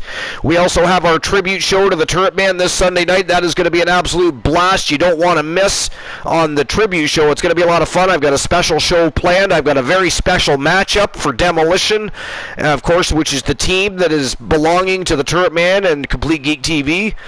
So Demolition also being celebrated. And I've got a very special arena and ring and a whole bunch of things that are specifically designed to commemorate, pay tribute to, and thank the Turret Man for all the times that he's been there to help out the Archiverse and be our friend first and foremost. So it's going to be a lot of fun. And then, of course, next weekend, the big stream preview, the second big blockbuster of the fall, the next big stream preview of 2022 for the Archiverse Judgment Day. It is going to be an absolute thrill ride, so you don't want to miss out. But, ladies and gentlemen, we are going to go visit Outcast Gameplays. Did I already start the raid? Just now. Just now? Yeah. Okay. We're in the raid. Alright, so we are going to, did we already join the raid? Yeah. We did. Well, why the fuck am I still talking? I didn't, you know what? I'm now angry, and everybody's going to hear this later. I am now angry because I did not get to tell them to get the fuck out tonight. That makes me angry. That is our new thing. That is our new thing. You know what? We're still live. I wonder if we can get some more folks that didn't actually hit the first raid. Hold on 1 sec.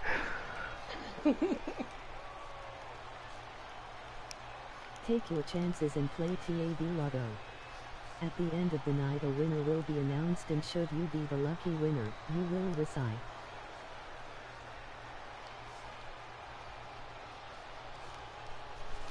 Alright, so we got one viewer added. Only one? You bunch of swines, get your asses in there. I know there's people still lurking. You want to join the raid. You want to invade Outcast Gameplays. You do. I did it. I don't know why you're back there. Get in on the raid. Let's go. We're going to go back. Let's go. Let's go. Come on. Don't just sit around and watch. Don't miss your ride to Outcast Gameplaysville. I was, but then I snapped back here.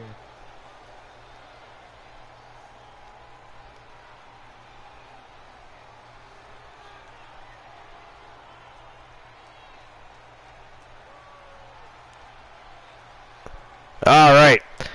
Well, time to end the broadcast because we already sent everybody packing. That was a great show, though, wasn't it? That was a good show. That was a fantastic show. It was. All right, so I'm ending that. Yep.